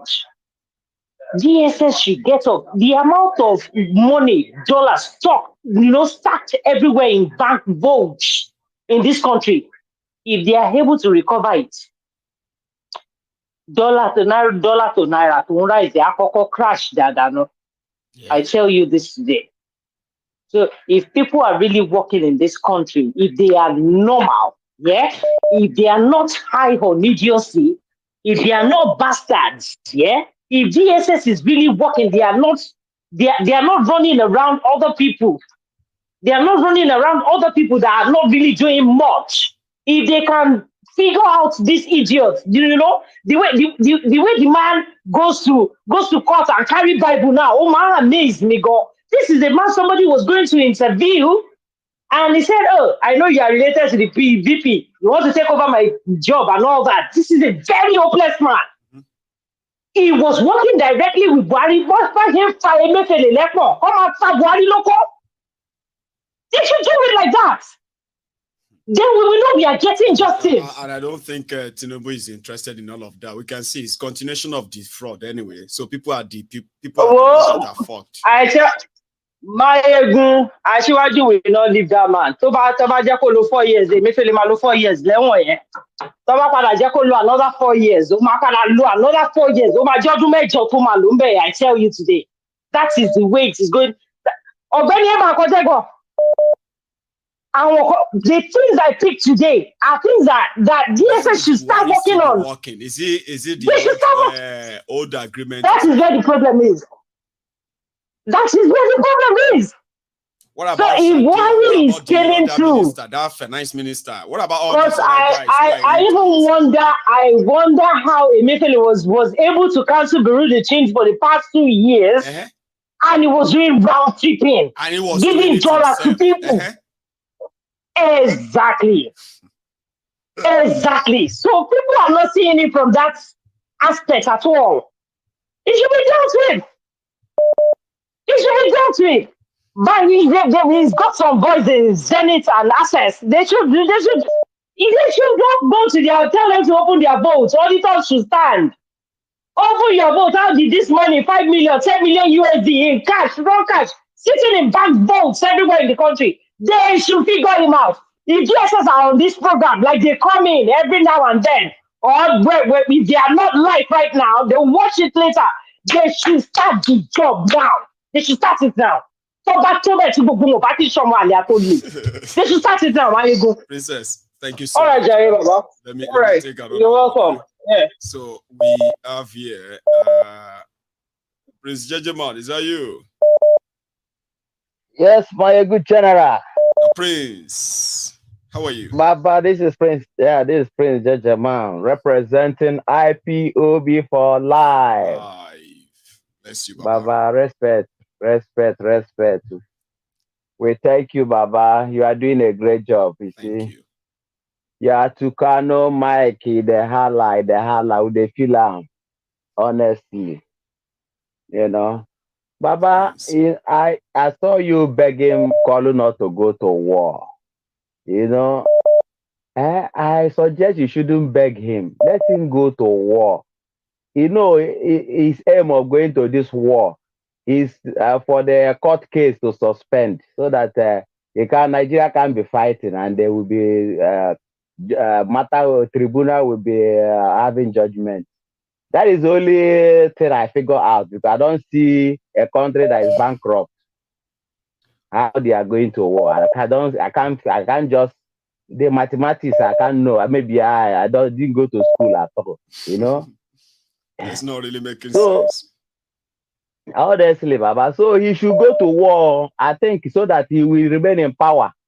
Yeah, he can remain in power for 8 years. That will help him to remain in power for 8 years. You know, so that is what we are suggesting to him. It's very, very good. Let him go with so walking nobody stick. Should beg him not to go. Now all the Agbodorians, 50 million youths, he's going to recruit all the Agbodorian first will be at the front before Nigerian people will not join. The only people who are recruiting youths right now into the army are the Nigerians. In Nigeria, people are kind of queuing to collect their own food and rice. Nobody is recruiting to join the army, unfortunately, or yet. Maiyegun, I want to thank you once more. You see, there's something you did last year, which is so significant. You know, there was a time something like alliance.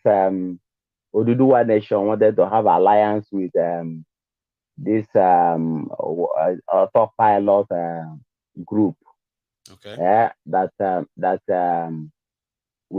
sprang out somewhere then.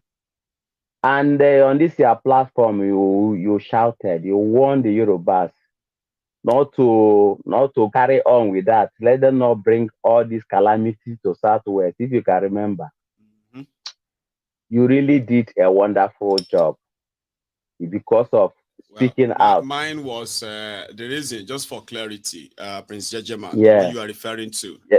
The reason why I had to raise the alarm then was because I stumbled on a private meeting where they were plotting on how they are going to kind of, arm the young boys, and they are going to go and create some kind of havoc here and there, just to prove to people that we are capable of this or that. And they were saying that they were going into an alliance with the Biafrans, IPOB, that they are going to supply them. And I was like, listen, guys, I know about this nonsense you guys are doing, okay?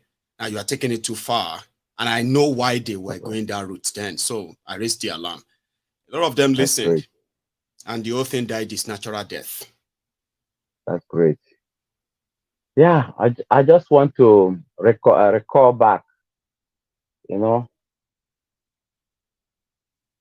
I'm with you. Continue. Yeah, you did a wonderful job there, honestly, because this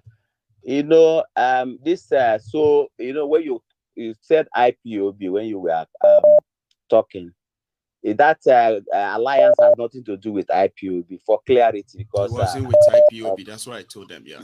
Yes. It was for those nonsense. who are not Biafrans, it has nothing to do with IPOB. You know, so why I'm going back to it is because our people, because of this problem we had, this challenge of insecurity in the southeast.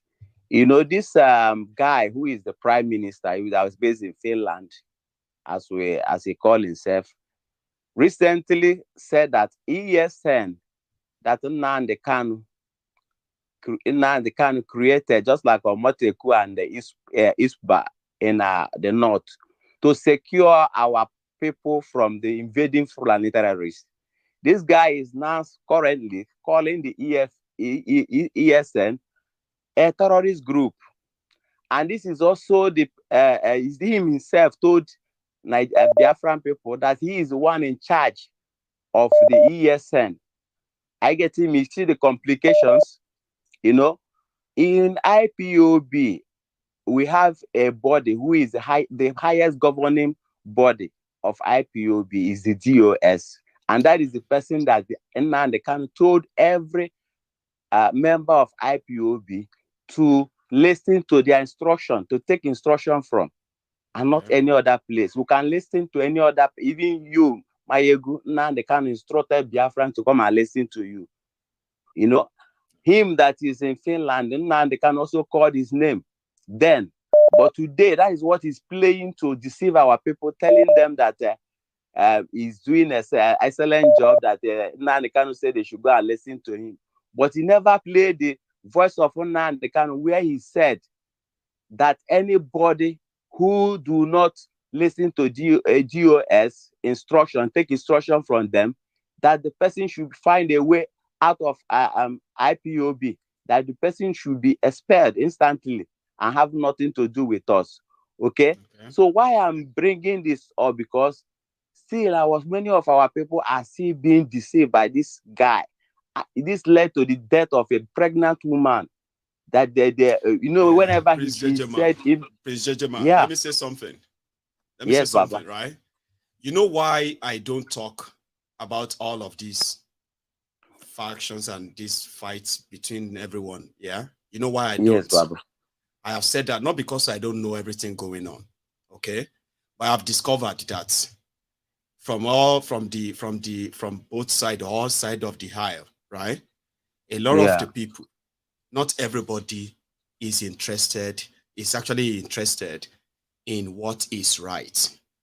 A lot of people, they are only interested in who is right, who is wrong. So I then said it to myself that having understand these soul schemes and everything going around it, I am more kind of interested in conversation messages that will keep reminding everybody that the leader of the IPOB is Nnamdi Kanu. And whatever conspiracy is there in anywhere, whether true or false, left, right, and center, we should all continue to walk around his freedom. The day he is freed, I mean, everybody can kind of come out then and say, oh yeah, this is what I heard, this is what I do, because there is none of this that is helping, right? The whole movement in a way. Sure, you get most of the setback that this struggle has suffered came from the people who professed to be in love of IPOB, whether on this side or that side. Do you understand that? Yeah. So I kind of wish you, those of you who are elders and leaders, right? You kind of still gonna grow that thick skins to hold a lot of these things back. And even if you have to speak on them, right? Be philosophical enough. You know why? The divided all of us have been is to nobody's advantage other than the same Nigeria system, you know? So that's why I have not spoken much about it. Not because I couldn't get on my program and start kind of telling who is wrong, who is right. I realized that that's what everybody has been doing. You are right. This one is wrong. This one is wrong. This one is right. Meanwhile, a lot of people are living what is right and what is wrong, you know? So there's no way you find yourself in it that you won't, if there's no way you will jump into it, that you won't find yourself either way. So the best you can do is keep that maturity enough and speak truth where you have to, and hold whatever you can that could contribute to me versus them us versus them, this and that stuff. I mean, I just thought I should say it because it never really resolved anything. It's been like that for nearly 2 years now. I've seen things gone from bad to worse to deteriorated. And if I should speak the way I actually would on every issue, I realized that I'm just going to make it worse. So I decided to just hold it, offer advice where I could, and wait for the day Nnamdi Kanu will be out. Then after that, everybody can speak their mind. Then we probably will see who was wrong or right. But none of this is helping everyone, right? It keeps everybody so divided and all that. Prince Checheman. Well, you have a point. You have a point there. Yeah, your advice is noted. I only want to bring it up so that it's fine. For it to be on diary. Don't solve anything. I've observed that. I mean, I've been attacked for trying to offer advice. You forgot? Yeah. Where I was trying to Maiyegun, it's none of your business. So what did I do? I decided to know that, okay, now I understand, if I jump into it, last, I'll take a stand, which is okay. All right. But who would that serve? How would that help? This whole thing, other than they will say, look at them. They're already fighting themselves. And I've seen that many times. So I hope we'll keep it that way, Prince Checheman. Yeah, Baba, thank you very much. Thank you very much. No wahala, yeah. Respect, yeah. Keep up the good work. Because a lot of us have a lot to say. But sometimes what we say are not really going to help. It's just going to make it worse. I know, understand you. I understand you. Understand, yeah. Well done. Bless you. Prince Checheman. Yeah. Now, I'm going to beg a lot of you who are going to be calling. I know a lot of you are already kind of triggered now. It's this. Can we all kind of calm down? It's not going to help anyone. Abusing or throwing abuses or what have you is not going to change anything. It just makes it easier for the Nigeria establishment to say, look at them. I mean, I wish I have something to tell. I mean, to make all of you believe what I just said is the best way, but I know I can't. In this day and time of social media, everybody wants to talk.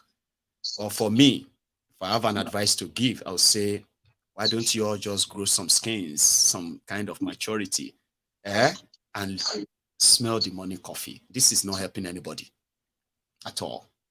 Hello there. I actually thought I took that call. Are you there? Yeah, I'm right here. Oh, great. You are there. How are you? Hello, Maiyegun. How are you today? I am very well. How are you? Yeah, not too bad, Maiyegun. This is the Grace. We call you from Nottingham. Oh, bless you, Baba. How are you doing? Yeah, I'm all right. Thanks. Your program tonight, right? Your broadcast tonight is so revealing, and I quite appreciate it. Thanks, man. But sometimes when we think about Nigerian problem, right, it's multidimensional, multifaceted. I'm saying this because when you look at how, I don't know how Nigeria has not gone, as Nigeria has not blown up today. Honestly, consider what happened in after the election. Still being called a country. Seriously. Yes, I don't understand why Africans. I think the Nigeria and Africa, right? There's a generational cause. There's a problem somewhere that I don't understand. Especially the Black Africa. You know when I say Black Africa, yeah, something is not right. I'm excluding the North Africans, right? Even the North Africans see us as slaves. You understand what I'm saying? I can't understand why Tinubu want to go to war with the next door neighbor and your country's finances is in deep shit. Which money do you want to go and use to fight that war? What's going to happen? Say they declare war on Niger, right? Yep. The Americans are going to come in funding Nigeria. The French are going to come in funding Nigeria. And they too will fund other rebel groups to attack Nigeria as well. The uranium that they can't get in Niger, they start getting it from Nigeria. Because Nigeria is destabilized. You know where I'm coming from? Nigeria need weapons. So they will offer resources for it. And that's it. No money for Nigeria, but weapons. That's what I'm talking about. When you have an illegitimate government, right? And Tinubu is saying that presidency to him, right, is like a trophy. Yes. So that man is ready to go to war with anybody just to maintain that position. He wants to be the president by all means. Because I can't understand why the court are not even saying that Tinubu shouldn't appoint ministers until the outcome of the of he's the carrying the out executive. all the constitutional role of a president. Yes, This is somebody who yes. is, I mean, So him appointing ministers, you know, and doing all these things, right? It just goes to show that nothing's going to happen. Nothing will happen. The court will have put a stop to that. And the court has got the power to do that. That Tinubu cannot appoint ministers. He can't be the president by appointment, right? But he can't appoint ministers for now till the outcome of the tribunal. That's the normal thing. But with all this now, we have all the ministers now. What do you think? Like everything is normal. It's because it is now the establishment, not Tinubu anymore. It's the establishment versus Atiku and Obi now. So usually from the beginning it was Atiku, Obi versus Tinubu. Now it is Atiku, Obi versus the establishments. And the same INEC chairman that messed all this thing up, right? He's not being removed as a chairman, for Christ's sake. He still want to officiate, he still want to supervise another election. That's right. And do election and Kogi election. How come? How can that happen in a sane country? We have people like Maiyegun, who is a very, very viable electoral INEC commissioner, right? Why did Tinubu retire? What was his name? What was the INEC chairman's name? Mahmoud. Why is he not retired? Why is he not retired? Just for Tinubu to prove that you don't replace one of the very much vital tool in your toolbox. Just like that's where Tinubu is stupid. If Tinubu has done that, right, they will have said that maybe he wants to behave like a Yar'Adua who says the election that brought him in. Yeah, that kind of a thing. It's so stupid. They should have just retired the Mahmoud and bring someone else in.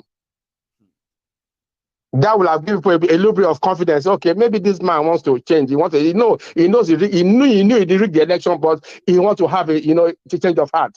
But he still kept the same man there. That same man, Mahmoud, is the worst INEC chairman ever.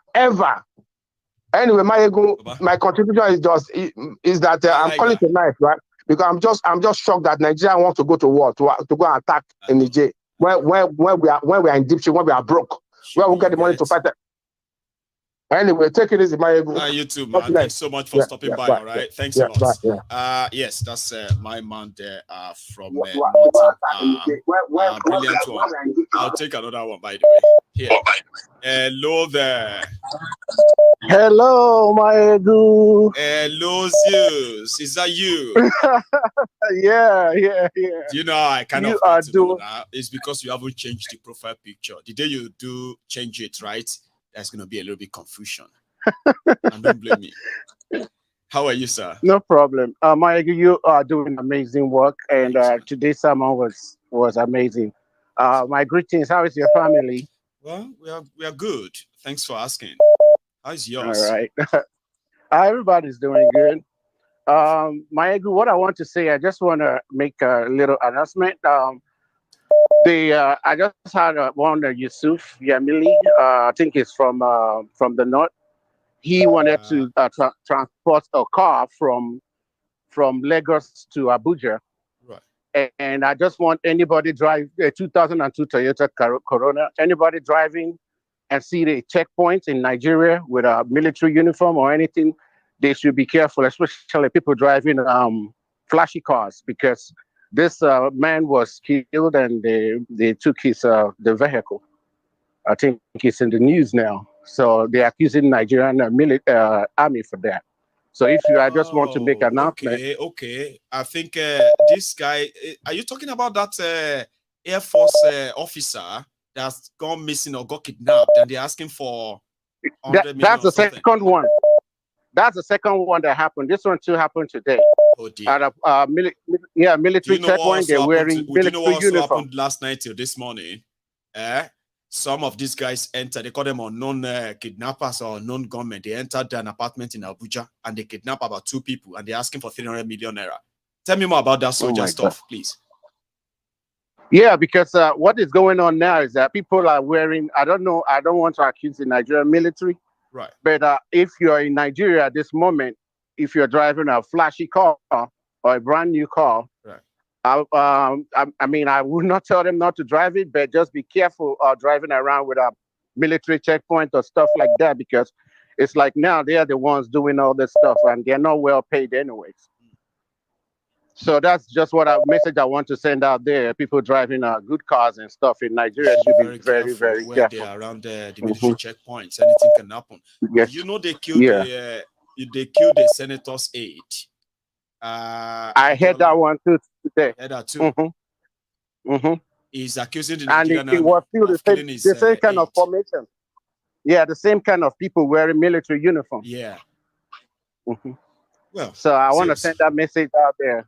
Thank you. Yeah. All right. So all our followers can listen. Now, Maiyegun, I was trying to become a silver or gold member. I've been trying online to see how I can get that. If you can send me a link so I can join, that would be great. I would really appreciate it. To be a member, is that on YouTube? Yeah. Yeah. Oh, the easiest way, okay, is that of where you see that dollars. You know that dollar sign? Right? Where you click that dollar sign under the comment section, around that comment section, right? If you tap the dollar sign, it's going to give you about 4 options: super sticker, super chats, membership, and then membership gifting. Now, if you go to membership, you'll be able to choose which one you like. It's actually, I kind of would love to recommend that to everyone who is following MaiyegunsDiary Politico, who don't really like adverts. You know, YouTube always have adverts, too much adverts. Yeah. If you are a member, a premium YouTuber, right? A member who is paying, what do you call it, for that YouTube. If you pick up, for example, if you pick up membership on Maiyegun, let's say £1.99 a month, you are a member. You're going to save yourself of any membership, of any advert in any of my videos. And not just my videos, so any video on YouTube. You won't be seeing adverts. You can just keep them like that, and that's it. It works quite well anyway. So thank you, Zeus, for sharing that, okay? Yep. And anyone who wants to probably be members of MaiyegunsDiary Politico, especially on YouTube, all you need to do is to tap that dollar. Even if you want to give super chat or what have you, you need to tap that dollar and then follow the instruction. It's quite easy. And you can cancel it anytime too. Like, you can be a member this month, cancel it next month if you don't want to be anymore. It's so easy, and you can join it again and all that. Osita, one name. One name. You need to come closer to your phone. Your voice is so distant. Okay. How are you, sir? One name. One name. Yeah, great. You've always been advancing from one level to the other. Osita. There's always a reason I look at your I look at your videos whenever you're talking. The passion alone, it is written all over your face. Sometimes I want to ask that, why are you so passionate about this whole troubles in Nigeria or in Africans in general? But all the same, I find out that I fall into the same category. I usually don't keep any friends who cannot engage me talking about the politics around the world, especially what is going on in Africa. Whenever we are speaking here, people should realize that we are not just talking about Nigeria, but we are talking about Africa in general. That's right. That we have been so shortchanged. Now that you said something about why will Tinubu in his right senses think he can go to war at this time when Nigeria, financially, security-wise, everything, we are really down. In a big mess. We are in a big mess. Then you now think about it, that, quite speaking, if Africa was not broken, or if Africa was not broken into the 50-something countries that we have, probably the northern Nigeria and the Niger will have been one country. That's what it should have been. So, but he is not getting it because of he's only thinking about his ego, the ability that people will have to accept him. So that is what he is looking at. So when you're looking at this whole thing, like you said, that is true. By the time they go to that war, the northern Nigeria has that same uranium that they are talking about. They will come to the northern Nigeria, create a bigger problem than what we are seeing. And what will they do? They will feast on it. One of the reasons I was watching something today on this BRICS, this thing.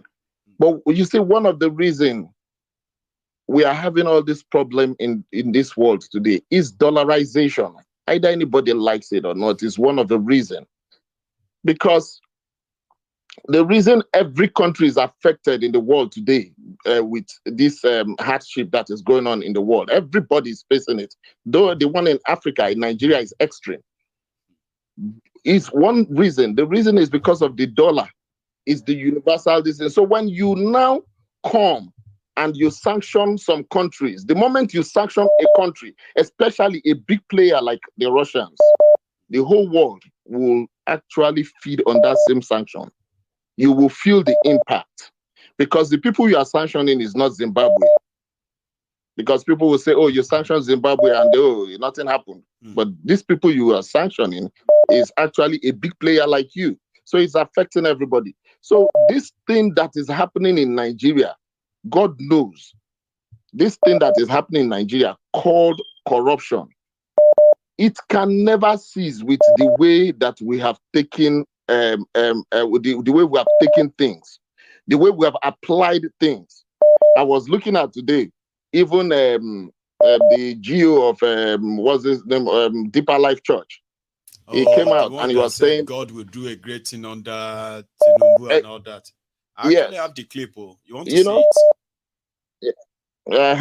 So that you can possibly make your full comment on it. Do you? Yeah. I'll show you 1 second.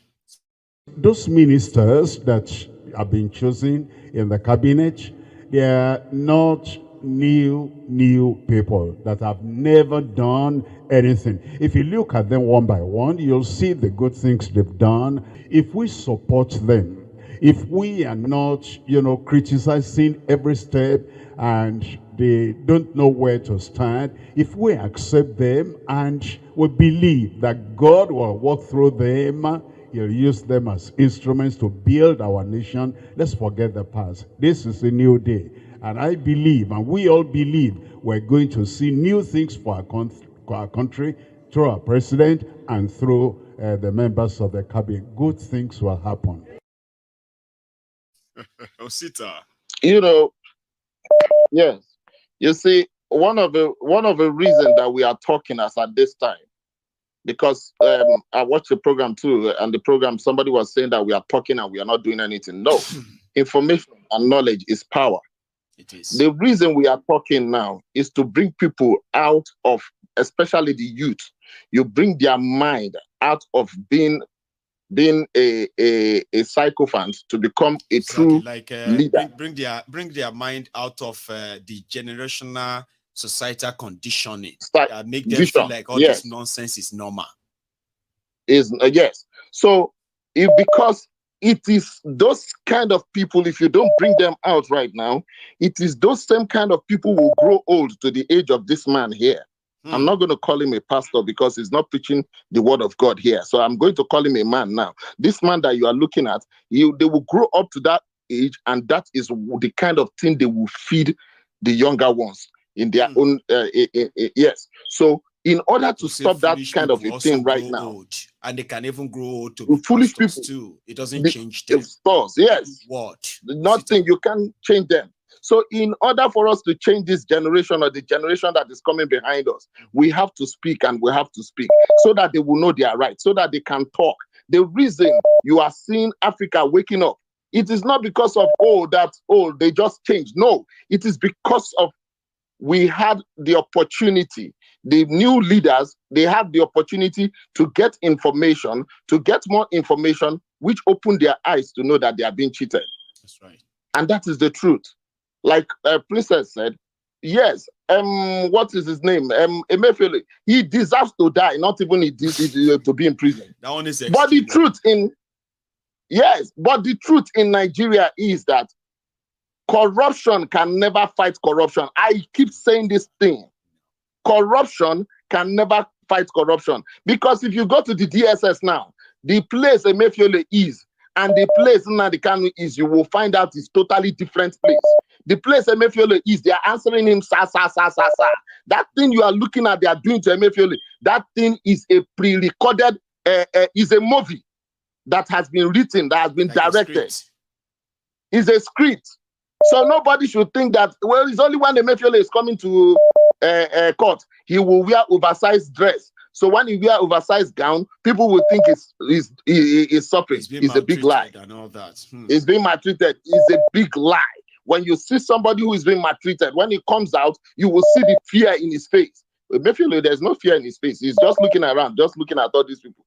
Look at all these people that I command. I give command before. Just look at all of them. Just look at all of them. So let us not be deceived. And let us not be cajoled into thinking of something that, an illegitimate government can actually legitimize itself. No, they are all birds of the same feather.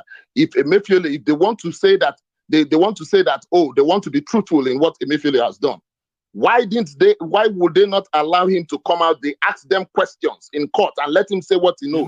But they will not allow him and bring whatever. Oh, bless you, Sita.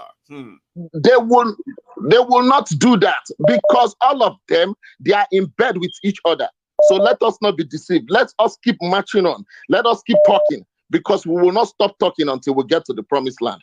Thank you very much, my brother. Bless you, Sita, too. Thank you so much for that. We are coming close to the end of the program. Thank you to my new members, the new members of the Maiyegun's Politico on YouTube, silver members. You can be members too. Try it. I mean, try and pick up that membership and see if you are going to be seeing adverts anymore. It's such a very small, unique way of cutting off any distraction and enjoying your Maiyegun whenever you want. And not just Maiyegun, YouTube generally. Top secret. Hello there. Right. I kind of got this call. It seems the caller dropped off, right? But hang on. I'll go take another one. Okay, I think he's back. A caller from Germany. Can you hear me? Hello. Yeah, I can hear you, my brother. Hello. Good evening. I'm fine. I'm first-time caller. Oh, you are a first-time caller too. Would you tell me your name? Yeah. Okay, my name is John. But I've been an old fan. Yes, old fan, like 2015. So I'm just calling for the first time. And you're calling from Germany, are you? Yeah. I'm still good with the area code. So how is it going on over there, John, Baba? Yeah, we are fine. We are fine. I just called to thank you for everything you have been doing. You are doing a great job, my brother. You are doing a great job. Maybe you don't know, but with time, you will understand. So, actually, it's because of all these issues in Nigeria, the election and everything. A lot have been going on. I'll just pick some things so I don't take much time. So, the issue about, my opinion, do you understand? So, the issue about the election is done and gone. Everybody should just wait. 2027. Nobody should. They just forget. It's Nigeria. That is it. There's nothing anybody can do. Then, again, I have to also thank you for your support and everything you have been doing about Nnamdi Kanu. Thanks a lot. It have been, you are wonderful. You are wonderful. You have always stand on the truth. Since I knew you, you have stand on the truth. You don't care. You don't care about religion or tribe, anywhere anybody comes from. You don't care. That's right. Makes you wonderful, just makes you different, I tell you.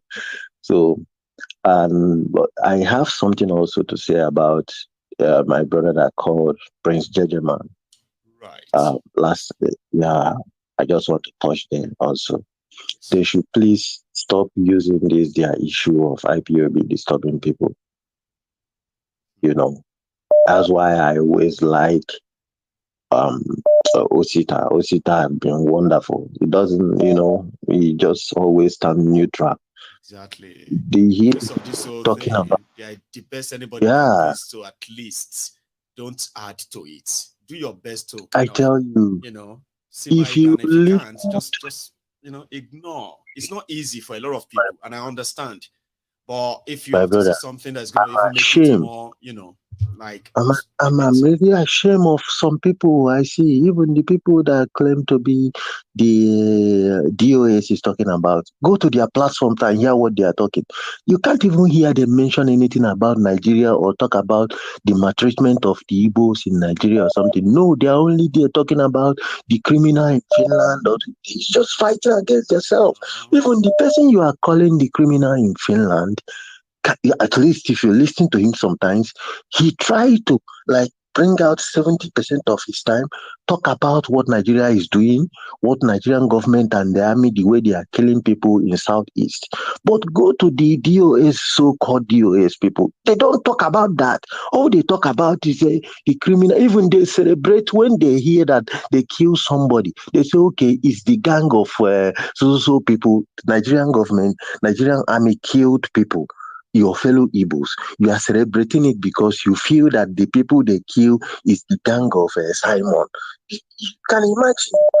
It makes me, I just feel, I do. it's so Just wish, painful. It's that's so why I said painful. that, see, John, that's why I said, I mean, I wish a lot of us could begin to try our best to stop pointing fingers. Like you are wrong, you are right, Yeah. you are wrong, you are. But To be honest, that's the problem, John. it's shameful. It's so shameful. I'm only thinking, where is Nnamdi Kanu going to start from when he comes out from prison and watch these people, what they are doing? I tell you, where is he going to start from? The people that he trusted, they are all all gone, doing sort of things that when you see it, you feel ashamed. Being Igbo, I'm ashamed. Nobody should defend anybody. There's so much. So, brother, thank you very much. I should look at it. I'm like the door. Okay, that is a door to a house. I see inside. I see outside. If I should be talking based on what I am privy to, from the side of the Yoruba nation, Sunday Igbo and the rest of them, from the side of the IPO, Nnamdi Kanu and the rest and all of them, right? If I should actually always be reacting to what I know, I would have become possibly a clown to some of you. Because sometimes some information you are so intelligent. You are so okay. I say you are so intelligent. The word. Yeah, you are so intelligent in what you are doing. So many people want to be the first to say it. I'm the first to do it, and I'm like, at the end of the day, if you look at it back and forth, right, you realize that we are hurting this whole thing, and the people that are victims of it, we are hurting them more than we are helping them. I tell you, I can't control what people say. I can't control what people feel. But on my own side, I can hold my side until when it is time to talk, and I will probably make it any issue until that man walk out there for free. Then I tell you, can begin to now open their mouth and talk. By then, he is free.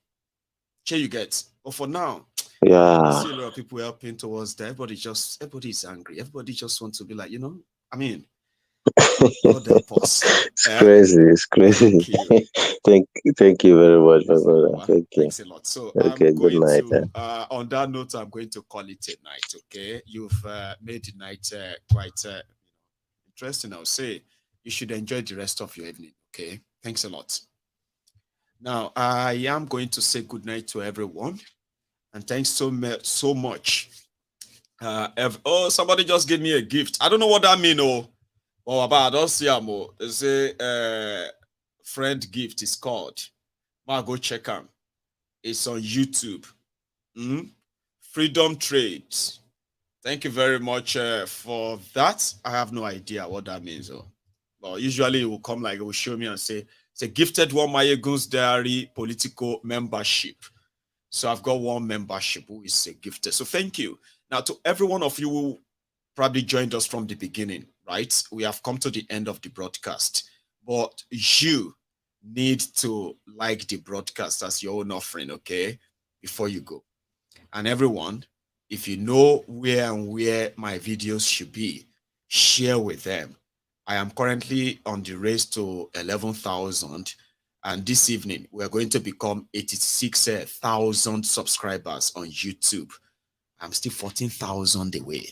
So maybe you can do that for me before December. So share this broadcast, like it massively as you can, and subscribe. So next time when I come around again, we can always continue from where we are stopping. So thank you for always spending your evening with me, especially all of you that doesn't miss any of Maiyegun's program. The next time I'm here, it's going to be another conversation entirely. Stay safe and good night.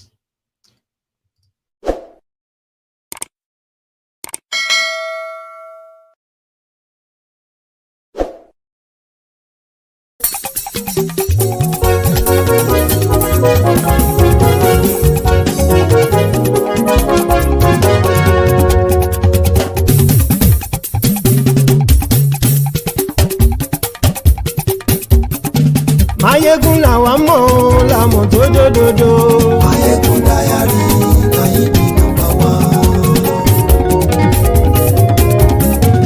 Maiyegun làwa mọ̀ làmọ̀ tó dòdòdò.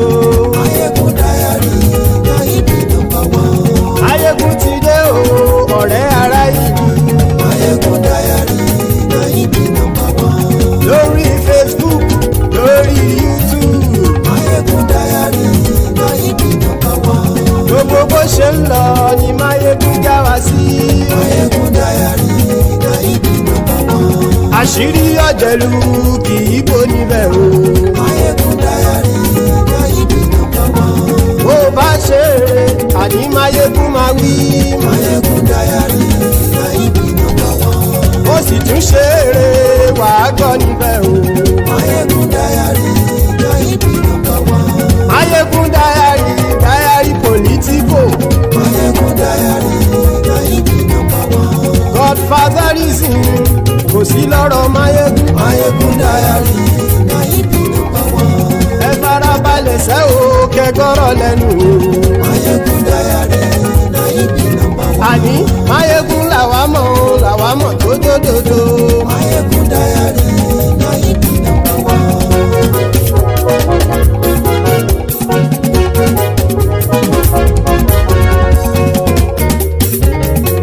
Àní ẹ̀sùn ràkì. Maiyegun ti dé. Maiyegun ti dé. Ọ̀jẹ̀lú ẹ̀sùn ràkì. Maiyegun ti dé. Àní ẹ̀sùn ràkì. Maiyegun ti dé. Lórí Facebook. Maiyegun ti dé. Àní ẹ̀sùn ràkì. Maiyegun ti dé. Lórí YouTube. Maiyegun ti dé. Àní ẹ̀sùn ràkì. Maiyegun ti dé. Bọ́ bàbá gbé wúrẹ́. Maiyegun máa wí. Àní ẹ̀sùn ràkì. Maiyegun ti dé. Ijó ìgbádìyẹ. Maiyegun máa wí. Àní ẹ̀sùn ràkì. Maiyegun ti dé. Presido bá rúfin o. Maiyegun máa wí. Àní ẹ̀sùn ràkì. Maiyegun ti dé. Kí gómìnà kówó jẹ. Maiyegun máa wí. Àní ẹ̀sùn ràkì. Maiyegun ti dé. Ọlọ́pàá tí ń darí bá. Maiyegun máa wí. Àní ẹ̀sùn ràkì. Maiyegun ti dé. Aṣòfin tí ń rúfin o. Maiyegun máa wí. Àní ẹ̀sùn ràkì. Maiyegun ti dé. Òpùrọ́ olóṣèlú. Maiyegun máa wí. Àní ẹ̀sùn ràkì. Maiyegun ti dé. Ọ̀jẹ̀lú ẹ̀sùn ràkì. Maiyegun ti dé. Àní ẹ̀sùn ràkì. Maiyegun ti dé.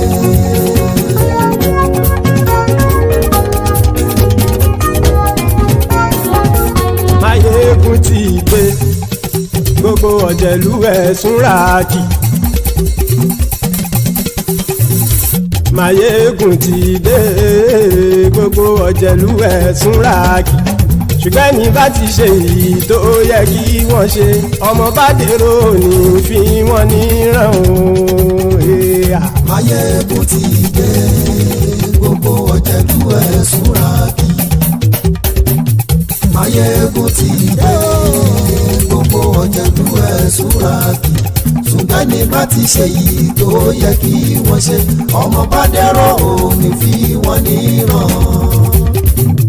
Wọ́n fowó bẹ́ẹ̀ o, Maiyegun ó sọ pé wọ́n ò fẹ́ bẹ̀. wọ́n fowó bẹ́ẹ̀ Máyégún ó sọ pé wọ́n ò bẹ́ẹ̀ oníkan ṣáàtì ṣe èyí tó yẹ kí wọ́n ṣe fáwọn ará ìlú tó gbé wọn débẹ̀ o àyè. Máyégún ti dé gbogbo ọ̀jẹ̀lú ẹ̀ súnra kì.